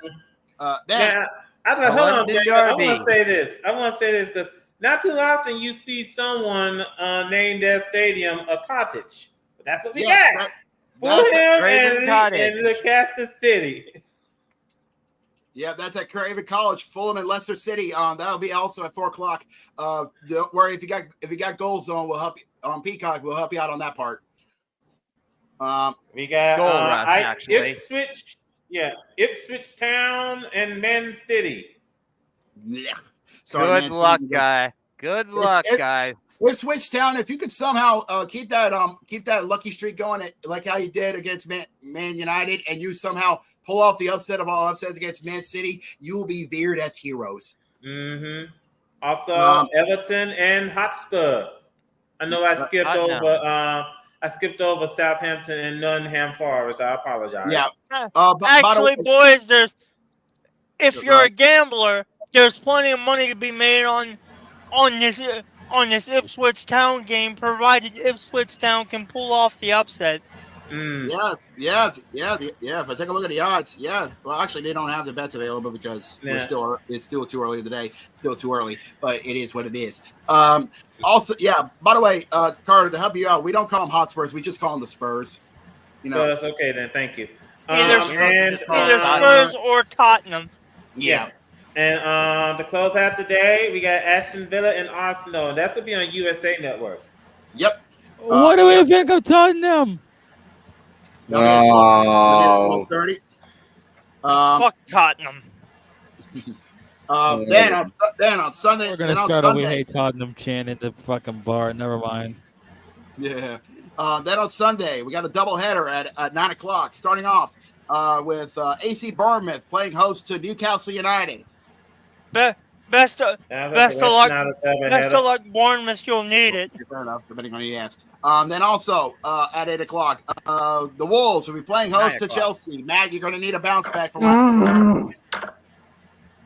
I'm pretty sure somewhere Matt wants to bam his head up against a wall. And then rounding out the table. It's actually be.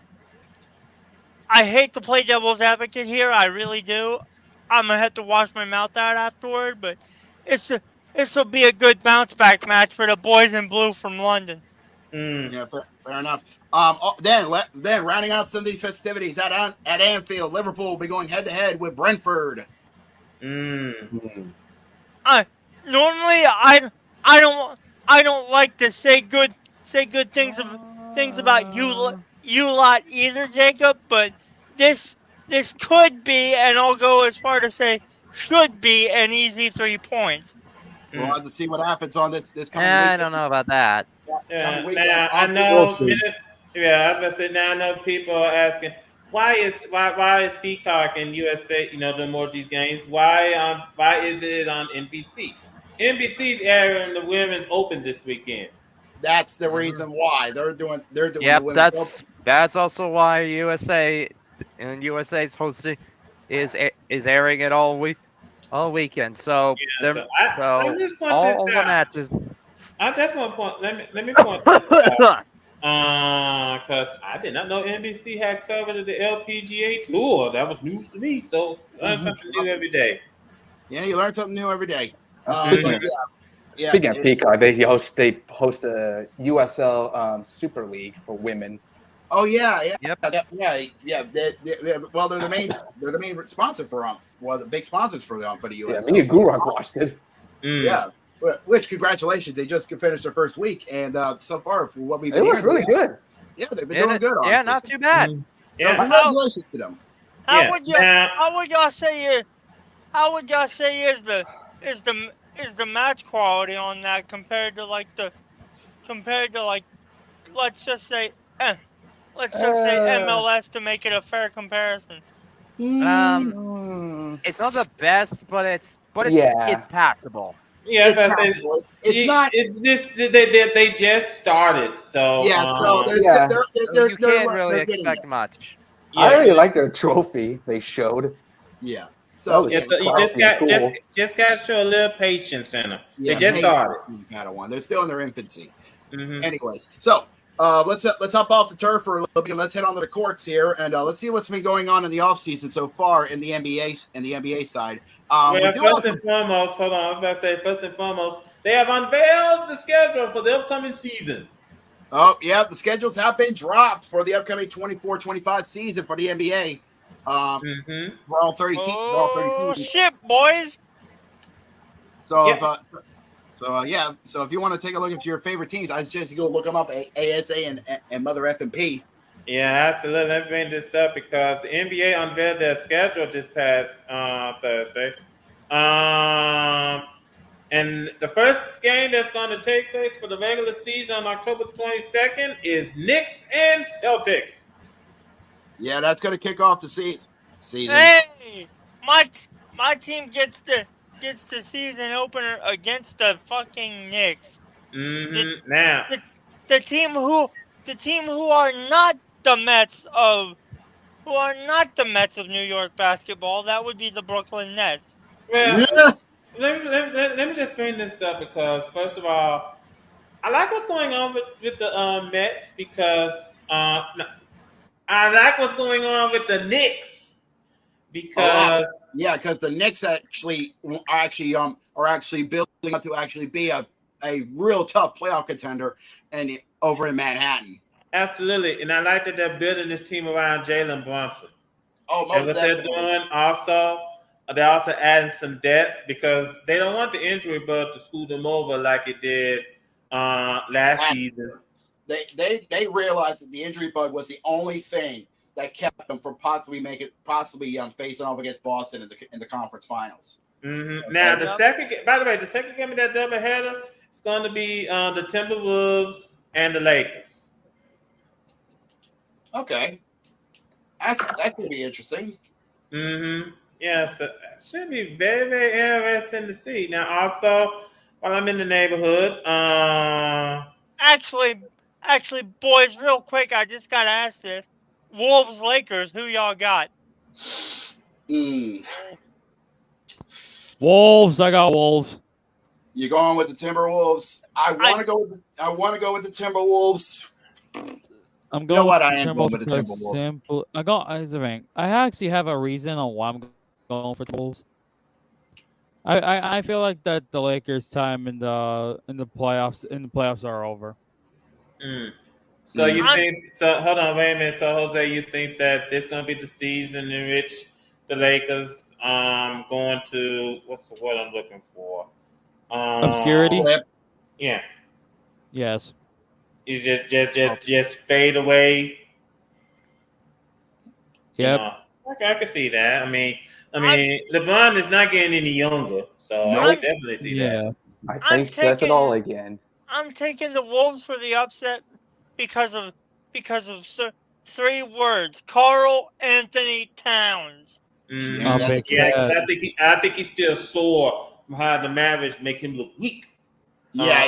Some tells me he has got some anger in that anger holding on to him, and he's ready to let that go.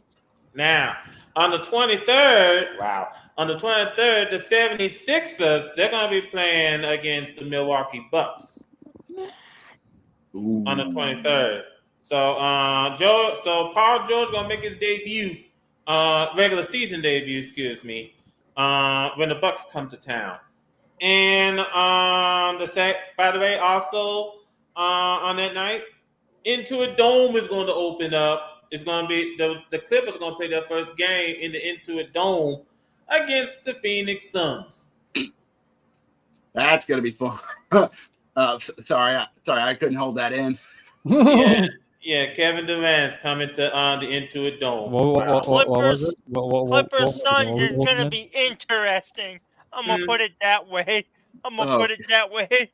Yeah. Oh, God. You was about to say something, Jose? What were you laughing about? Clippers are going to open up the brand new stadium against the Suns. Yes. Oh, what a shit fest this is going to be. I get it. It's going to be a shit fest, honestly. Yes, seems like is it. Is Katie still on the Suns? Yes. Ooh. Oh boy, what a batch of egos that's going to be in there. Oh boy, I need a breather. Yeah. Like I said, Mike Bodenhauser, you're the new head coach of the Phoenix Suns. I wish you the best of luck. I know you won a championship in Milwaukee, but you don't got the big Greek or on that team to carry this team. Nope. So just want to bring that up. You got a big whiny big whiny baby named Kevin Durant. Oh, come on, I hope he got adult diapers with you. Wait. I wouldn't call Kevin Durant a big baby, but then again, I do see your point. Overall, though, I think that I hate. Let me bring this up. And I brought this up last episode. The only thing I hate about this upcoming season is that they're doing the NBA Cup once again. I don't mind it. We complained it enough last week. That's no need for us to keep going on this week. So outside of the schedule, by the way, oh boy, this name's gonna be tricky.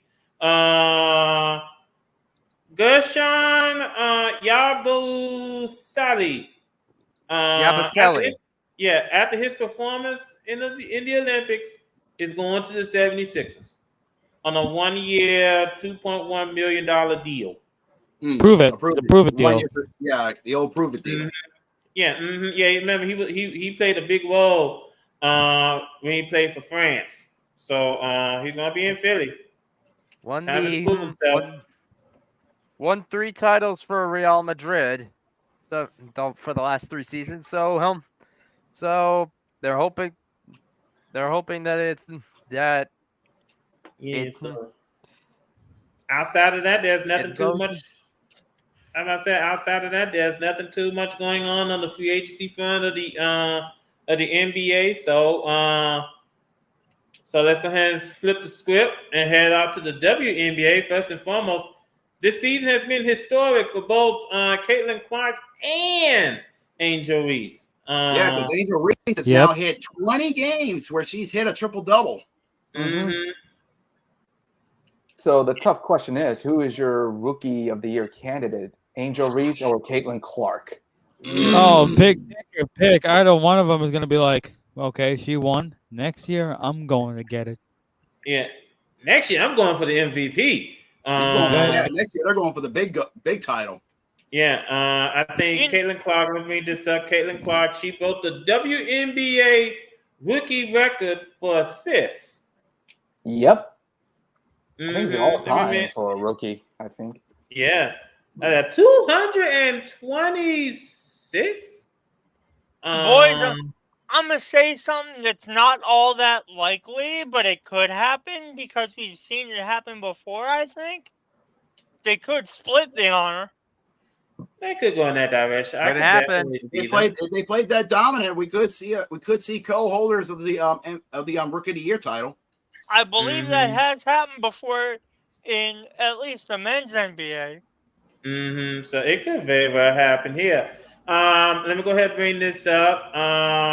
Becky Hammond spoke out about the lawsuit that De'Erica Hamby filed.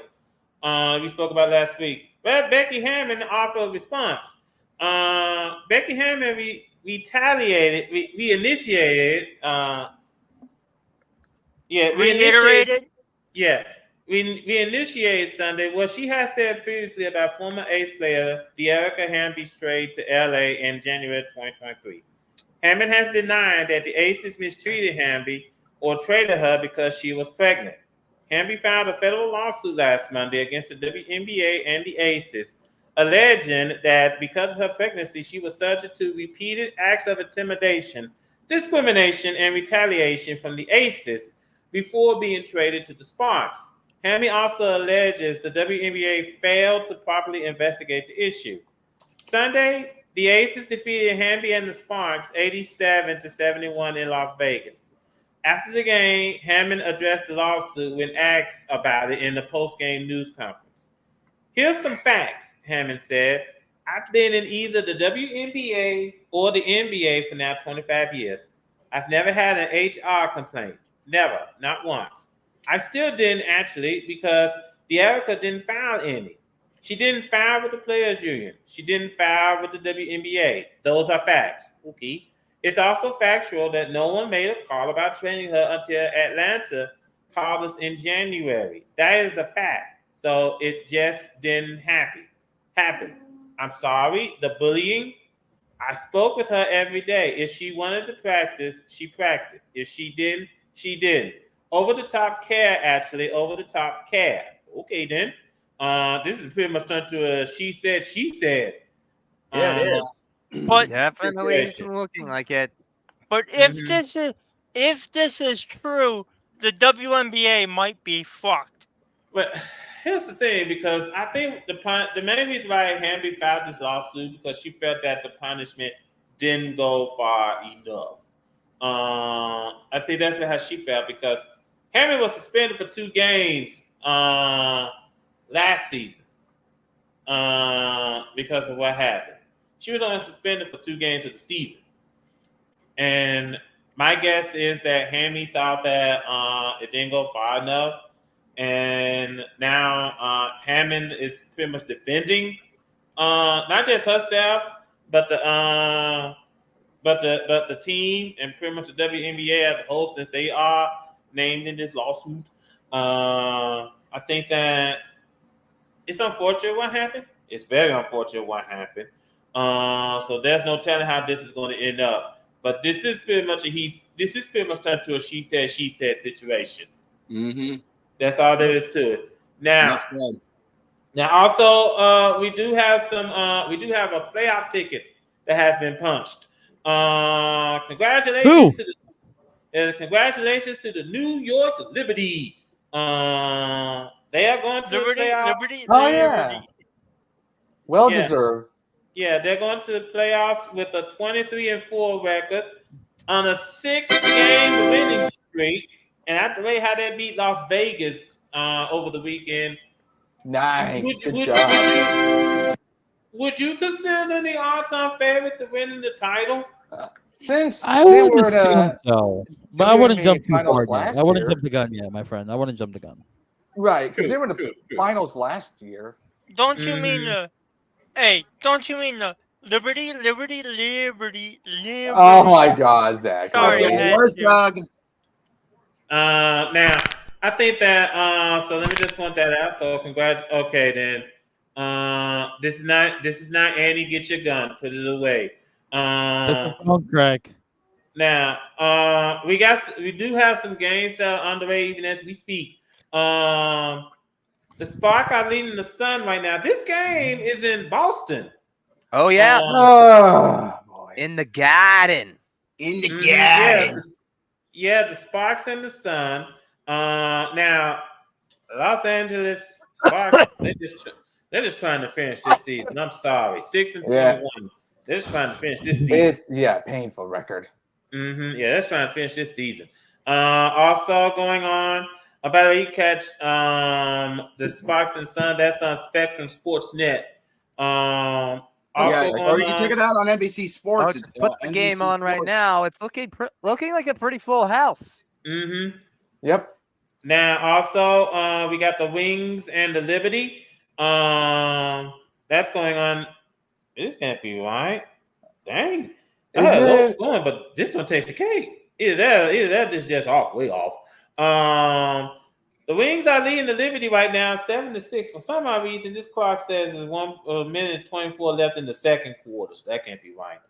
Yeah, but, I think it gotta be off because I'm checking right now. That's actually 44-37 with 1:40 left in the second. Yeah, I'm getting that one as well. Thank you.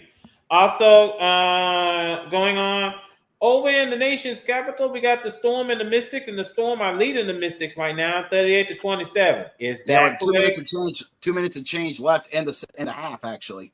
Thank you. But overall, though, some good WNBA action tonight for you to catch it. Should be very, very interesting. Now, tomorrow you can catch the Miracle. What? Orlando. That was Orlando's former WNBA team before they went to Connecticut. The Mercury. The Mercury and the Dream. They're going to do battle at the Gateway Center in College Park, Georgia. And check that out on both. Yeah, you can check that on ESPN Plus or actually Peacock or Amazon Prime, believe it or not. And you can catch this game on ESPN tomorrow. We got the Lynx and the Aces. That's going to be a nail biter. So try to catch that game. That game's going to be at the Michelob Ultra Arena in Las Vegas. So that's going to be a good one. That's going to be a very tough game to see. This game's going to be on Prime Video on Thursday. We got the Wings and the Liberty. So, all right. So most definitely you want to keep an eye on this, considering the fact of how close the playoff race is going, concerning the fact that we've only had one picket punched for the playoff fight, for the playoffs with the Liberty, and everybody else is still in contention against each other in the WNBA playoffs. Now, we're gonna hit the ice real quick, and I say real quick because there's nothing. I don't think there's going to be much on the ice. So if we find anything, we'll do. But if we don't, I feel like I'm going to give Gurok a little favor if we don't find anything big news on the ice. Okay. So if we don't find anything big, I feel like it's only fair, because we talked about this on the MLB portion about how backyard sports is making a grand return back. To 15 years. And it's only fair that we talk about this a little bit more, because it's only fair. Okay. Fair enough. Okay, go ahead. So we now know this is actually kind of big, because not only are they going to be bringing it back into the video game form, they're actually going to be going through many different forms of media into this as well. They're actually talking about doing a TV. They're actually thinking about doing a TV deal as well into the in backyard sports. And this is not coming from us as well. This is actually coming straight from the horse's mouth. Okay. Because it's coming from Backyard Sports official Twitter account as well. If you actually can see it. Yeah. And when they talked about Backyard Sports, they were talking about Backyard Baseball. And since they're talking about Backyard Sports, we immediately, all in our heads, we actually thought about maybe they're going to do also Backyard Football, Backyard Basketball, Backyard Hockey. So they're probably thinking about doing doing the entire franchise back. And all of us is actually thinking this is actually going to be awesome. We're actually going to be seeing the entire franchise come back, and after 15 years, you know. Yep. Our childhood is back. Oh yeah, those games were just incredible. For those of you that don't know, the original Backyard Sports series, it originally started in the late 1998, 1999? On the PC, yeah. No, 1997. It was a PC game. Back then when PCs were still king. You could play it on, I think it was like on Windows, if I remember correctly. Back when Windows and Mac, Windows and Mac were still kings of the hill, you know. And it only started to get onto like consoles, I think, like in the 2000s. When around 2002 or something. Yeah, 2002 when they started bringing in the backyard football and basketball and hockey, which were when they brought in the Big Four, and then they started bringing in, of course, backyard soccer, which a lot of us figured they would, because everybody and their mother, when they were playing backyards, they would love to play backyard soccer, you know. Oh yeah. Yep. You know, and everybody loved having fun but everybody remembered backyard baseball. They loved playing those games. Of course, with the kids, and of course all the big major league players from back then, as backyard kids. You know, back then, you know, with I think with Mike Piazza and all them legends. You know, a young Derek Sosa. Barry Bonds, Sosa, Mark McGwire, and all them. And Mark McGwire. And then, of course, you got the backyard kids. Of course, the indelible legend that is, of course, Pablo Sanchez. Yeah. And of course, those insane locations as well. You're playing not only at the sand lots, but you're also playing in like at parking lots and freaking construction department fields. And many other locations, which is honestly, which was fantastic, honestly, and the baseball parks were just insane because of the dimensions itself. Because you can have look like a massive digger, but you're hitting like a big ass fence too, you know. It just turns to a double or an infield or outfield out, you know. Oh yeah, and also they were good. they were insane. They were awesome. And it was a big shame for us back in what 15 years ago. I think like 2008 when they had to shut it down. And everybody here was just so sad when they had to when they franchise. It was honestly a mercy. Let me explain something. When it went to 3D, when they decided to take them to 3D, there was a lot of discomfort. There was a lot of what's the word I'm looking for? Hate and discontent. Nah, something. I think weird. It felt weird. It felt weird, to be honest. Yeah, basically. Kind of, yeah. But I didn't mind it until the 2007 games. Where they decided to rebrand it. They made everyone a little too realist. Hold on. Yeah, when they try to make it somewhat realistic and outside of what they were known for with the arcade. They put so much emphasis on the pros, and even removing half of the backyard kids just to keep milking the franchise and keep milking the licenses.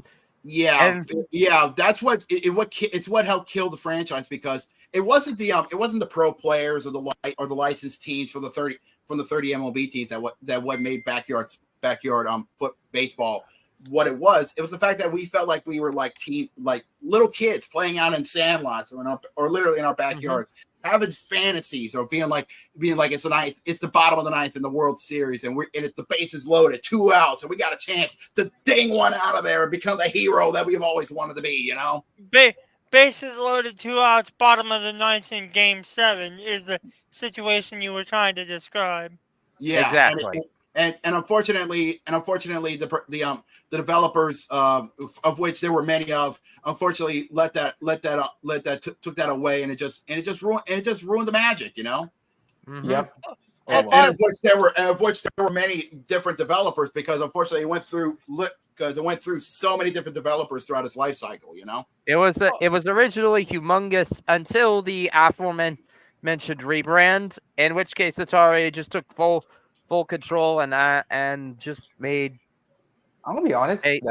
Put in some new guys, and it sucked. Oh, it was bland. It was boring. It every bit of personality was just sucked right out of it. Yeah, right. The latest one. Yeah. Infogrames also did the original series, and they did great back in early 2000s, and then it went downhill when the early 2010s. It was bad. Like you said, it made it a bit realistic. And I'm gonna say something here. When it came to those dreams of, bottom of the ninth, bases loaded, 2 outs, Game 7. I don't care who you are, man, woman, boy, girl, sports fan, not sports fan. If you're anywhere in the baseball playing world, and when I say that, I mean anywhere involved in any of the countries in which baseball is a major sport, we've all had that dream. And it's always something like that. And the fact that some of the current developers kind of took that away from us, it just didn't make it work. And the last nail in the coffin is when they decided to try to go back to it, but unfortunately they didn't put it on consoles. They put it on mobile. They put it on the mobile devices. It wasn't even that good. That was the last nail in the coffin. It just killed it all for the next 15 years. So when we found out just today that Backyard Sports was coming back after 15 years on ice or on the IL, and we saw that it's back to its roots, that we see is back. See Pablo Sanchez back to where it was, and everything in between.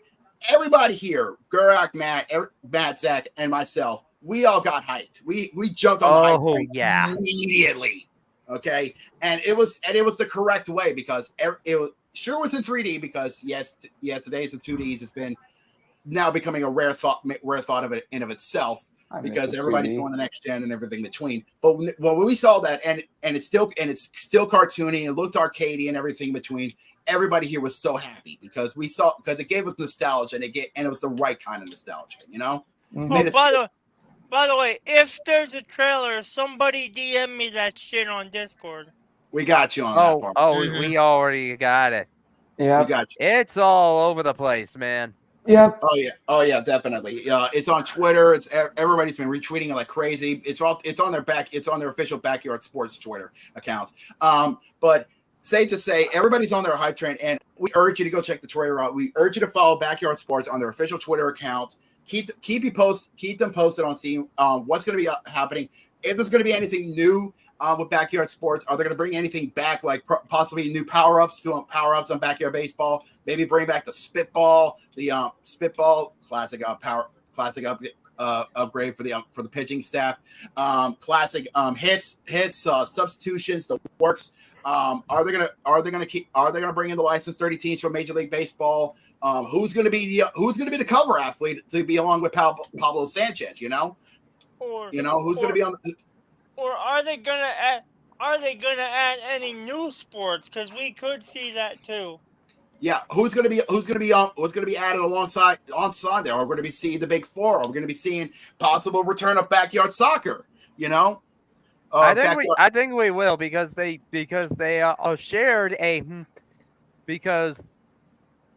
shared a piece of artwork with several of the kids holding several balls of the.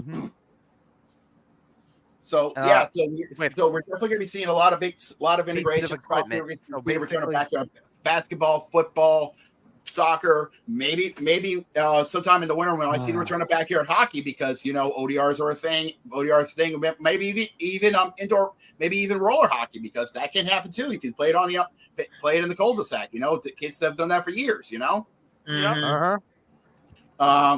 And maybe we can see some new stuff as well. We can see, because during the trailer we've seen kids come in on wheelchairs and stuff, which integrates kids with special needs, which is honestly a thing that's been going on for decades with the backyard kids. And honestly, it's something that all of us who are on the spectrum and who are those with disabilities love to no end on the backyard side. They haven't announced consoles yet, but I pretty much assume that it's gonna be PS5.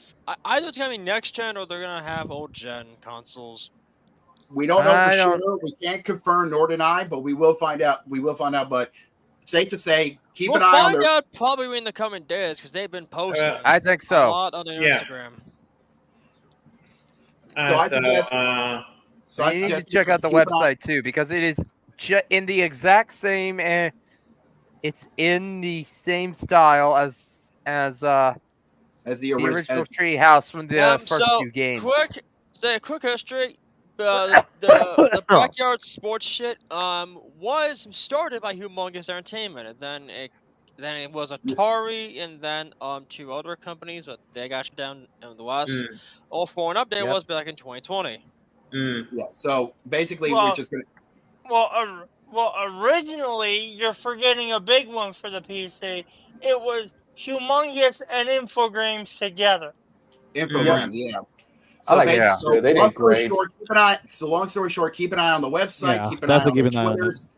So the funny part is, people were thinking it was the Kelsey brothers because they did talk about them bringing back backyard sports. That's the whole reason why this all got started. I was about to ask, even though this isn't like hockey news or anything like that, I still want to put this out real quick. This is a bit of a detour, but it's still hockey related. Back at Fanatics Fest, Tom Brady decided to show off his hockey skills.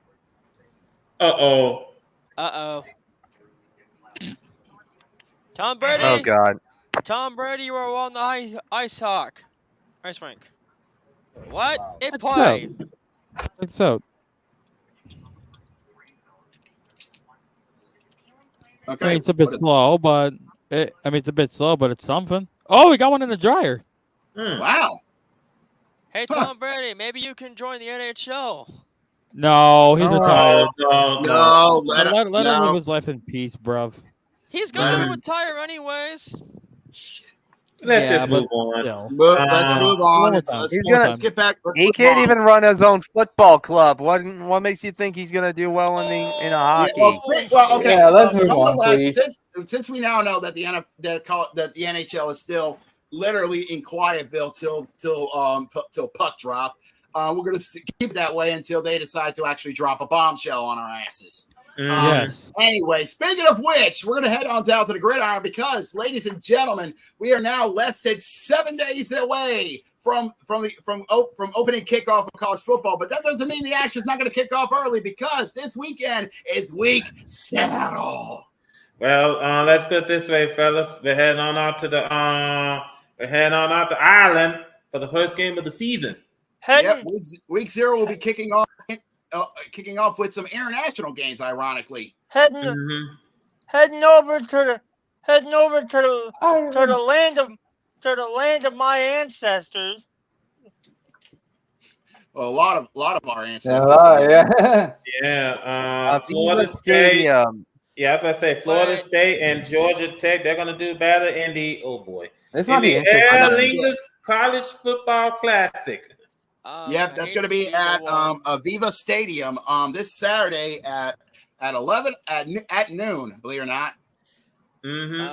So I'm excited for football returning because by the way, it makes us so fucking happy. For those of you that don't know what Aer Lingus is, it's basically the airline of Ireland. Oh, well, that explains everything. Yeah, and there's technically 2 principal airlines for Ireland, Aer Lingus and Ryanair. But if you're flying out from the U.S., you're much more likely to be flying Southwest / Aer Lingus than you are Ryanair. Now,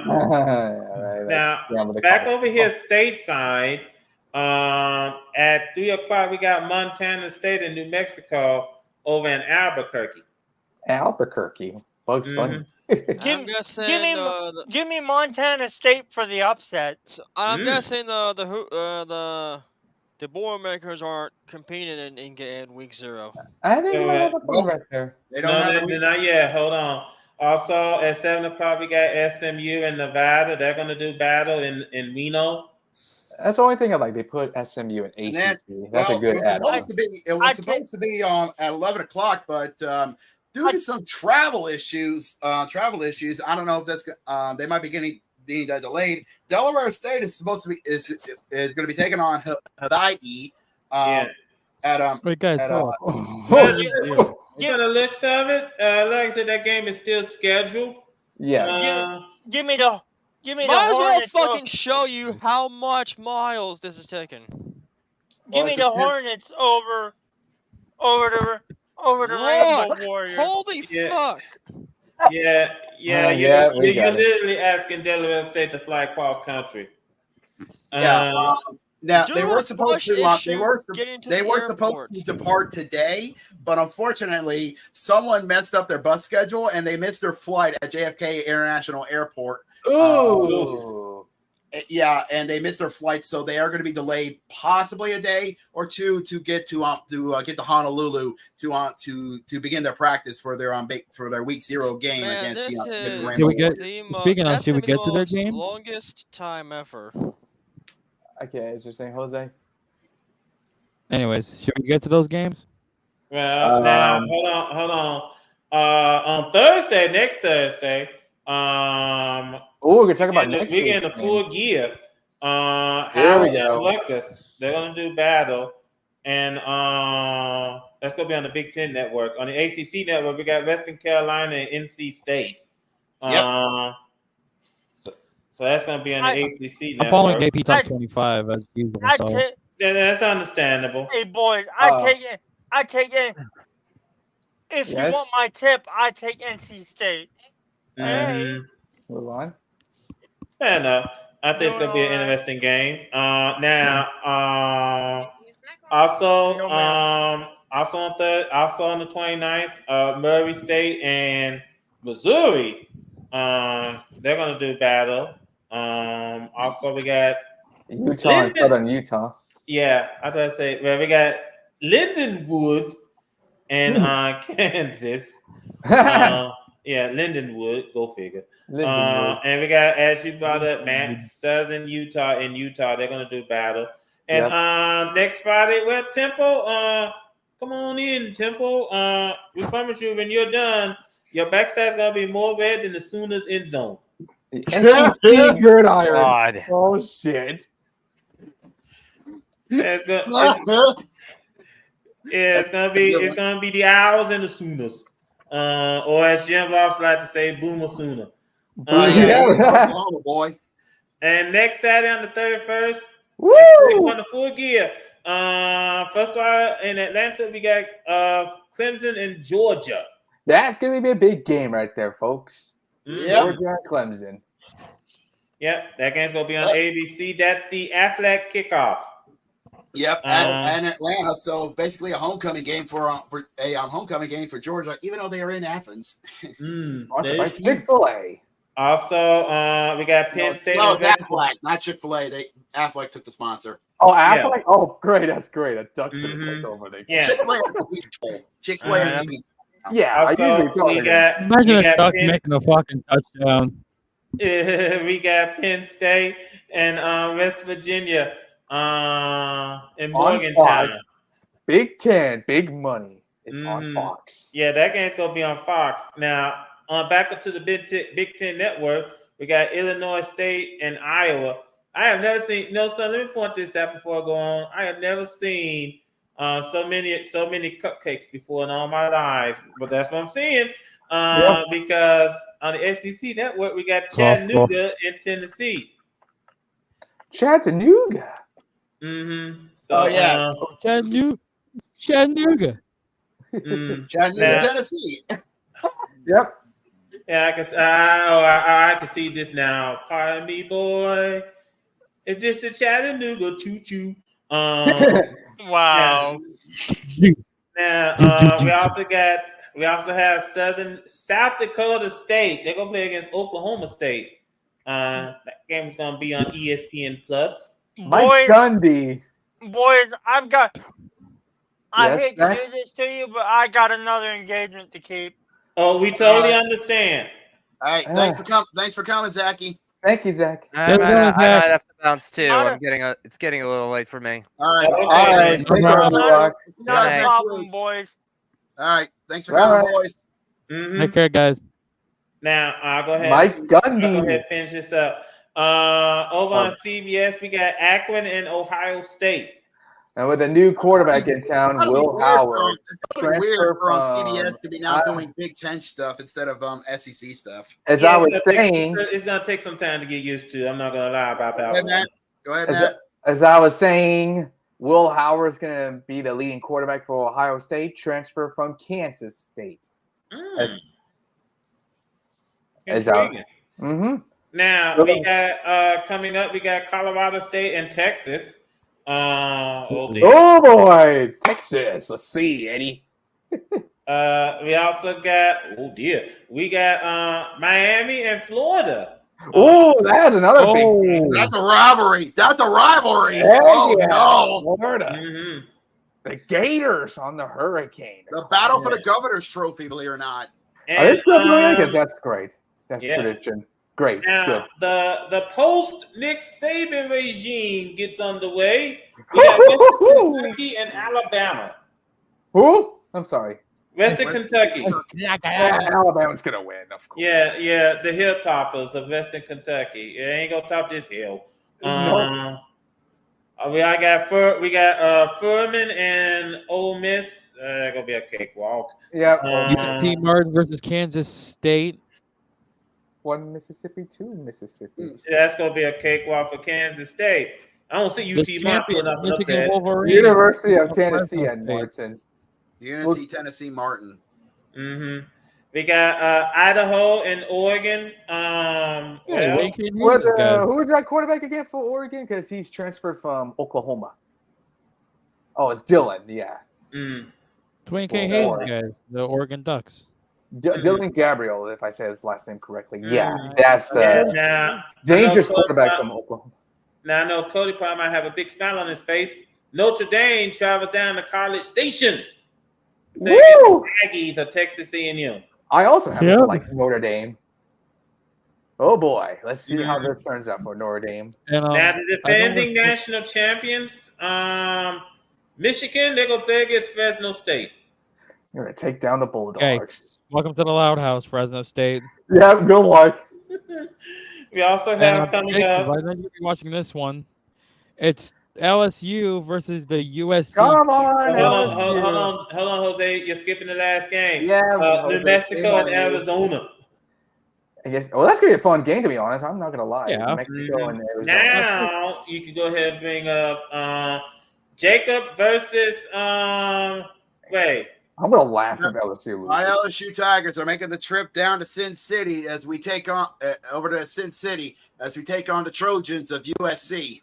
Mm-hmm. I'm gonna laugh if LSU loses. Gee, I wonder. I want to point this out. I have a question. Do you think the Trojans are going to pull out? Oh, they're gonna be in Las Vegas, by the way. Get out of here, Carter. Get out. No, I'm just wondering. That's all. I'm just waiting for Trojan Man to walk on in. Man. Oh boy. Now, by the way, that game, by the way, is the Modelo Vegas Kickoff Classic. By the way, Is that the sponsor? Mm-hmm. Oh. Now, on Labor Day night, we got Boston College and Florida State.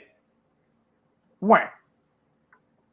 It's going to be on ESPN and ACC Network on September the 2nd. So, week 0 and week 1 looks very, very interesting, fellas.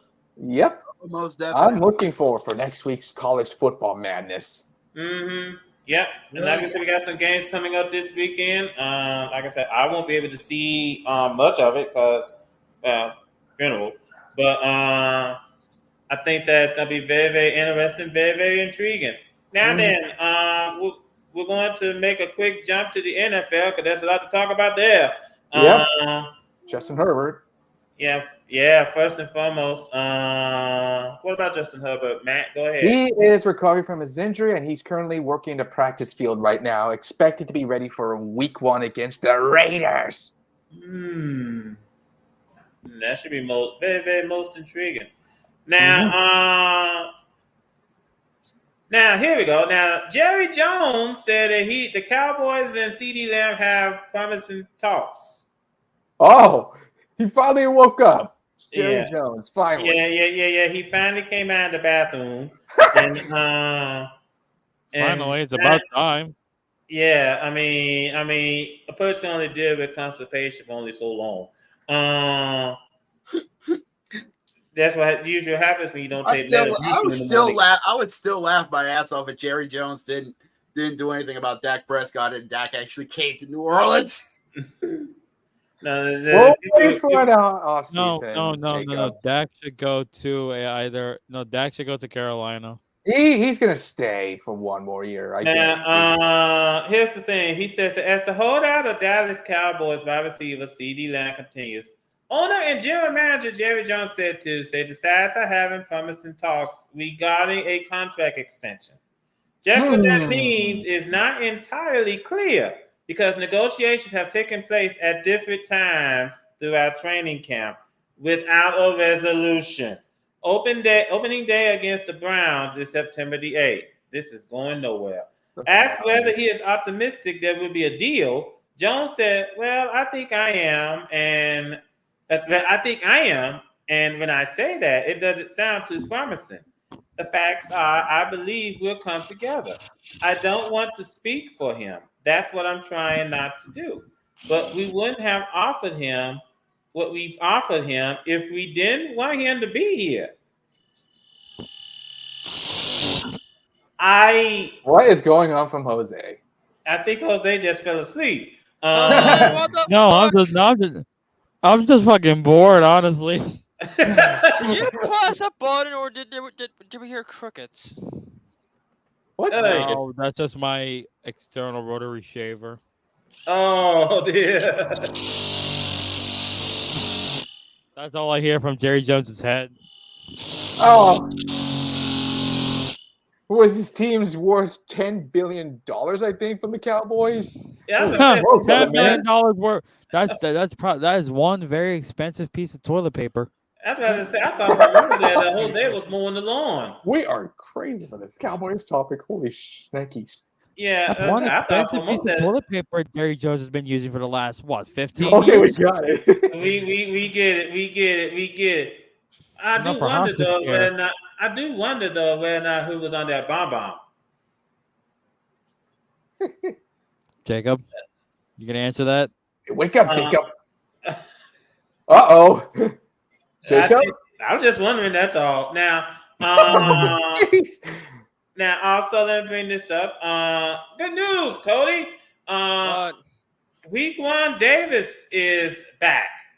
He's practicing with the Colts.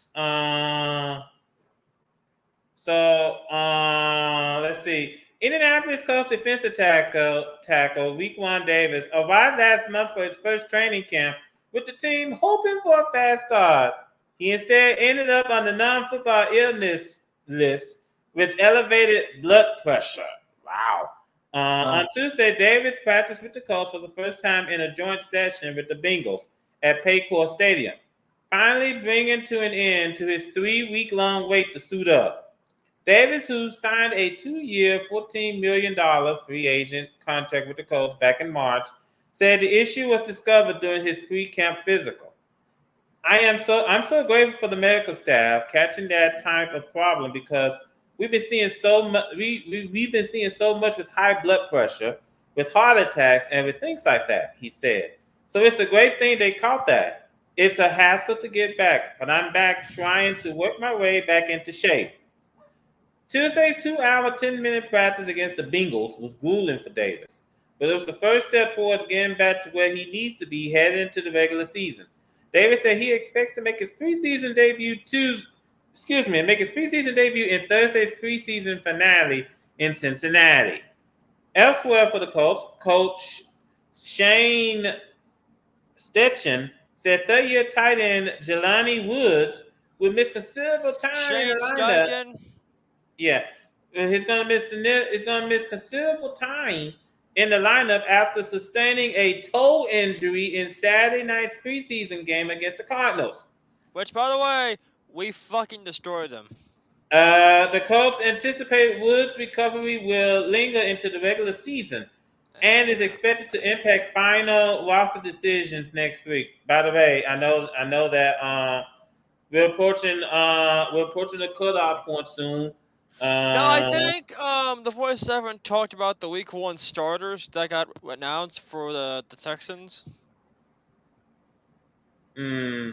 Also, let me bring. Go ahead, Cody. Cause the preseason games have been fun to watch. Not gonna lie, but it's gonna be crazy when we get to the season.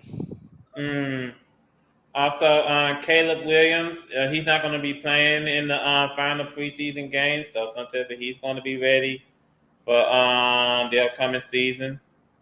Steelers, Nate Herbig is going on the IR. Dang, he's gonna. Yeah, his season's over. He torn his rotator cuff during training camp. So with him going on the IR, Zach Frazier. I heard about that. And I was like, "Where's the rotator cuff in your wrist?" And then one of my coworkers was like, "No, it's in the shoulder." Yeah, like, basically in the shoulder. Yeah, he's out for the season, I would assume. Yeah. That's basically in the shoulder. Can't sling shit. Can't catch shit. Yeah, that's true. But he's a center. Oh, he's a center. Oh well, he can't snap a shit. Yeah, so I'm pretty sure he's going to miss that feeling. And plus, there's a lineup change for Sunday night NFL Countdown. The main host is being replaced, and Sam Potter will be the new host. Okay. Mike. No, Mike. No, that's Sam Potter. Mike Greenberg has been named the host of Sunday Night Countdown. And that returns on September the 8th.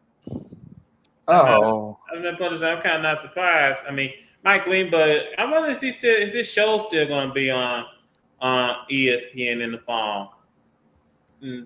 Get Up, unless he's still going to be on Get Up. very interesting. But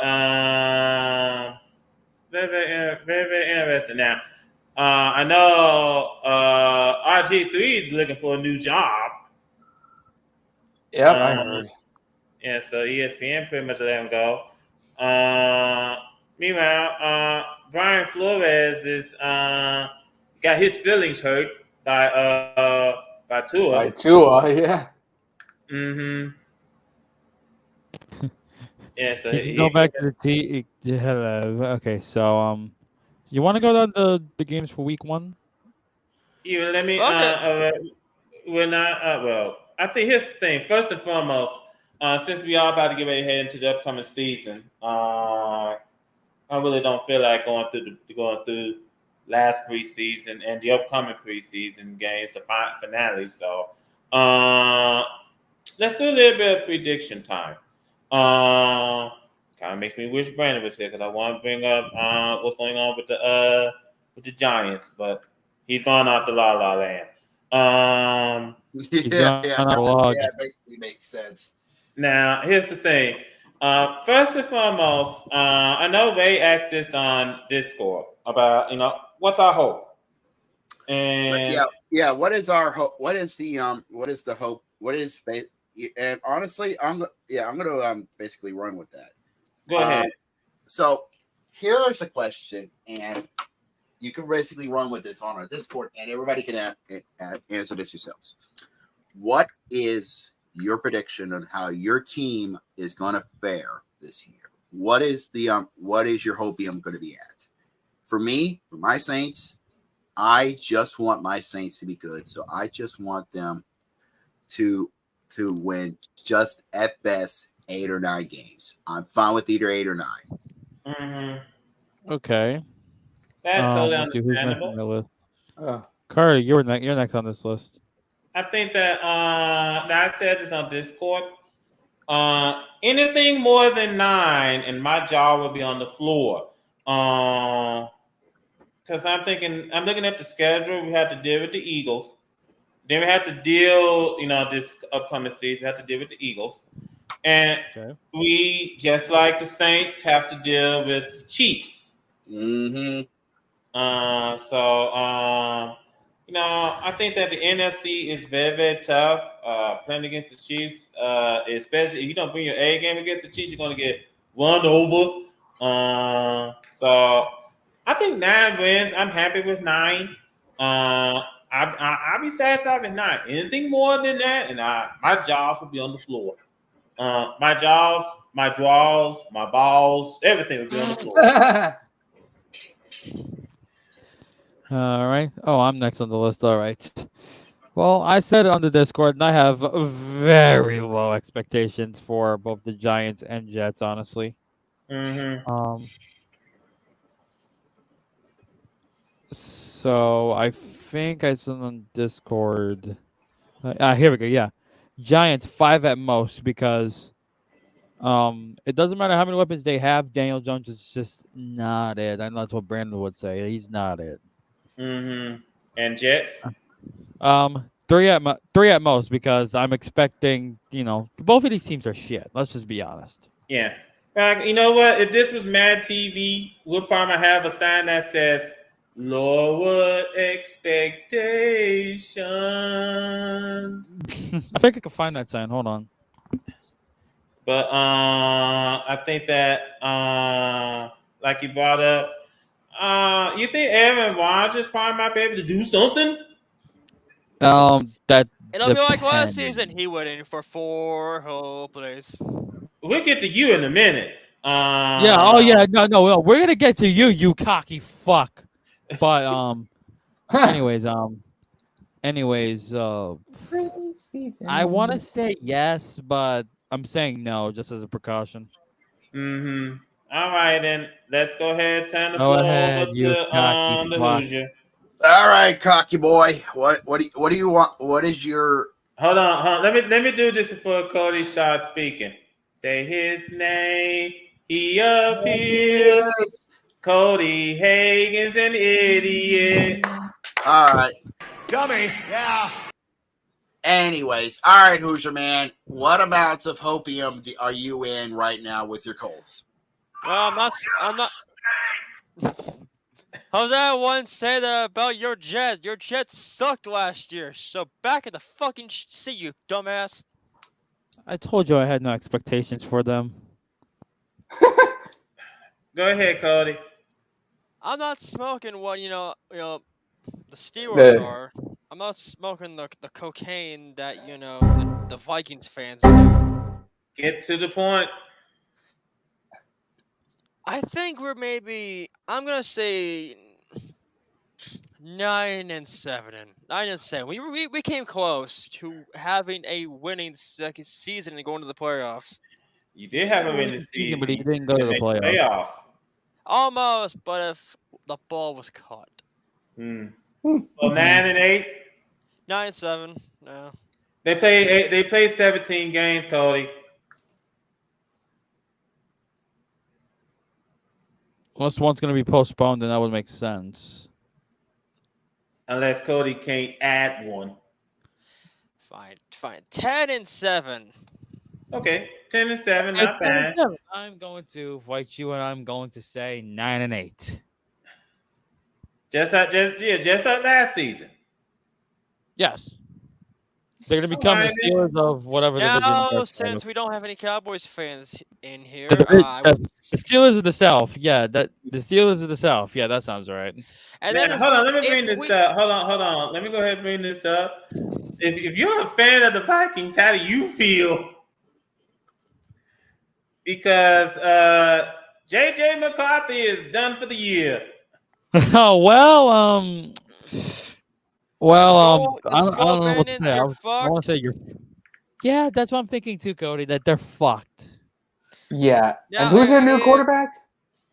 The Vikings QB is. I wish the Vikings QB was Josh Dobbs. Dude was pretty fucking good last year. No, I think it's Sam Darnold. Yep. Oh no, but Ghostman, we should have had Josh Dobbs. No, I think Josh Dobbs is still on the free agent market. I was expecting for good things for the NFC North. Yeah. And how it is now. Matt Carter was saying something. What do you say about Josh Dobbs? I thought you were talking about Sam Darnold. But no, yeah, he's gonna play. Is he on free agent or is he like still in the Vikings? I think he's still in the Vikings. Sam Darnold's still on the Vikings. Josh Dobbs, I think he's a free agent. Yeah, I thought so. Josh Dobbs last year had a great run. I mean, he was good for like 2 games, but then after that, just went to shit. So there's no excuse. Oh wait a minute! I wish we still had Jamal in here. Fuck, we missed him in the podcast. Wait a minute, because I'm kind of confused here. Because we got so many different. We have Robert Joshua Dobbs. I'm talking about Josh Dobbs, the one who had to replace Joshua Dobbs. Yeah, the one that was drafted by the Steelers. No, the one who got. Well, the one that was drafted by the Steelers, he was with the 49ers. Oh, the quarterback. Mm-hmm. We're talking about like the Vikings, Josh Dobbs, who got replaced. Who replaced? This is what we're talking about. So he went to So he went to the 49ers? Mm-hmm. Yikes. Man, him and Brock Purdy are gonna have a good season. No, I'm sorry, because there's a thing, right? I don't care what you say about Joshua Dobbs. I don't trust him. Yeah, but I'm still, on the Brock Purdy hype train. Listen. Now I'm about to drop a fucking bombshell on you. Oh boy. 2 words. Cap hell. That's coming. Yeah, exactly.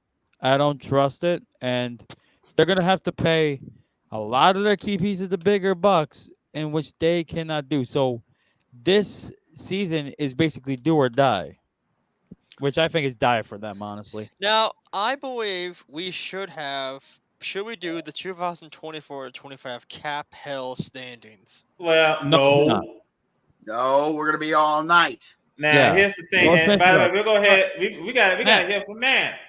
Yep, Matt. What's your copium for your charges? The what? Well, your Chargers. let me just say this to Matt. Basically, the Chargers post-Brady and Staley era. Yep. Good. Let's see. What's if your they're copium? better. Oh, my prediction of the record? Yeah. Well, since Brandon Staley is out of here, I think the Chargers. Tony, you let him speak. Sorry. Whew. Man, that's tough. But the scheduling wise, either 10-7 or 9-8 or 11-6. Well, You have a hell.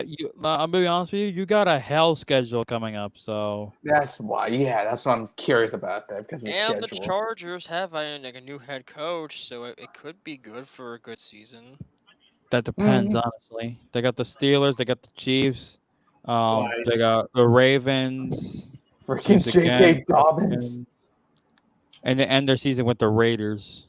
And they gotta make sure that Justin Herbert stays Healthy, yeah. That's the thing I'm curious about it. I'm So, interested to see what the Falcons will do since they have Michael Penix. They got Michael Penix Jr. and What? Penix. What? Dummy. Okay. Do we need to fire you? Dummy. God damn it. Good job, Dummy. Yeah. Anyways, let's go ahead and wrap this up because it's almost closing time. Yeah, let's close up. Let me go ahead and run through some scores real quick. We're in the top of the 8th. Diamondbacks are leading the Marlins 3-1. This game is headed to the top of the 8th with the Rockies leading the Nationals 3-1. Top of the 5th, the Guardians leading the Yankees. Actually, the Guardians and the Yankees are tied 3 apiece. They got the whooping stick. In the top of the 6th, the Blue Jays are leading the Reds 10-1. Orioles leading the Mets 6-1 in the top of the 5th. We're tied at 1 apiece after 4 innings between the Phillies and the Braves. Brewers leading the Cardinals 1-0 in the bottom of the 4th. Midway through the 2nd, Tigers leading the Cubs 1-0. Scoreless between the Pirates and the Rangers. Also scoreless between the Angels and the Royals. We're tied at 3 apiece between the Red Sox and the Astros. And coming up, we got the Twins, Padres, Rays, Athletics, White Sox and Giants, and Mariners and Dodgers. So a lot of NBA action, a lot of MLB action for you to catch tonight, ladies and gentlemen. We thank you so much for coming into the bar tonight. We thank you so much for joining us here this evening. If you like what you see, first and foremost, please subscribe to our channel, like this video, share this video, and when you do subscribe to our channel, please hit the bell so that you will be notified when we stream. I want to thank Gurick, want to thank Zach, I want to thank Matt, want to thank the mom for joining us here this evening. What an overactive night we've had tonight, fellas. Yeah, we did. Yeah, we've had. It's interesting. We had a very overactive night. Understandably so. Brandon's gone off to La La Land, so we'll be able to catch him next week. Hopefully with a coffee in his hand. Yeah. So I had an Arizona in my hand in the start of the podcast. The Arizona in your hand. Let's end it. Let's end this. Jacob, take us let's home. go ahead, take us home, Jacob. Yeah, nonetheless, this was a very good episode, to say the least, for episode 138, as we are getting closer to ending the months of August. And once we do, well, let's just say the sports world is about to be kicking into a new gears because, well, college football and the NFL is about to kick off their seasons. And safe to say the bar is about to get packed with NFL and college football fans. And trust me when I say it's going to get a lot of fun for us. And also, Major League Baseball is about to get ready to get set for the postseason. That means, we got our stations ready to go. That means the 12 hopefuls will be ready to take their seats. And, the rest, we got yours ready and waiting. And trust me when I say this, when we get to October, it's going to be a lot of fun, I'll tell you that much. But that doesn't mean we won't be stopping. Crispy air of autumn. Yeah, the autumn smell is getting ready to go, which means the leaves will change, but the competition will get hot and ready. Exactly. Okay? And for the other teams that are there, Cody, I think you know the golden rule, do you? We all know the Don't golden rule. get eliminated. Thank Yeah, you well, very- yep. So if you don't want to end up like the White Sox, remember No this. rule. Thank you very much. Yeah. Yes. Trust me when I say this. This is going to be a lot of fun. But that will be for episode 139 when we get to the final week of August. And trust me when I say this, Major League Baseball is going to be a lot hotter and heavier because we're going to see who is going to join the Stankos and the White Sox at Elimination Station. Who is going to be able to punch their ticket to be one of the 12 hopefuls to hoist the Commissioner's Trophy at the end of October. And then, of course, we will be getting ourselves ready to go for week 1 of the 2024-25 college football season. Trust me when I say this, all the boys and girls will be ready to put on their pads and possibly the cheerleading outfits and get ready to hot foot into Saturday night and get ready to party like it's no tomorrow.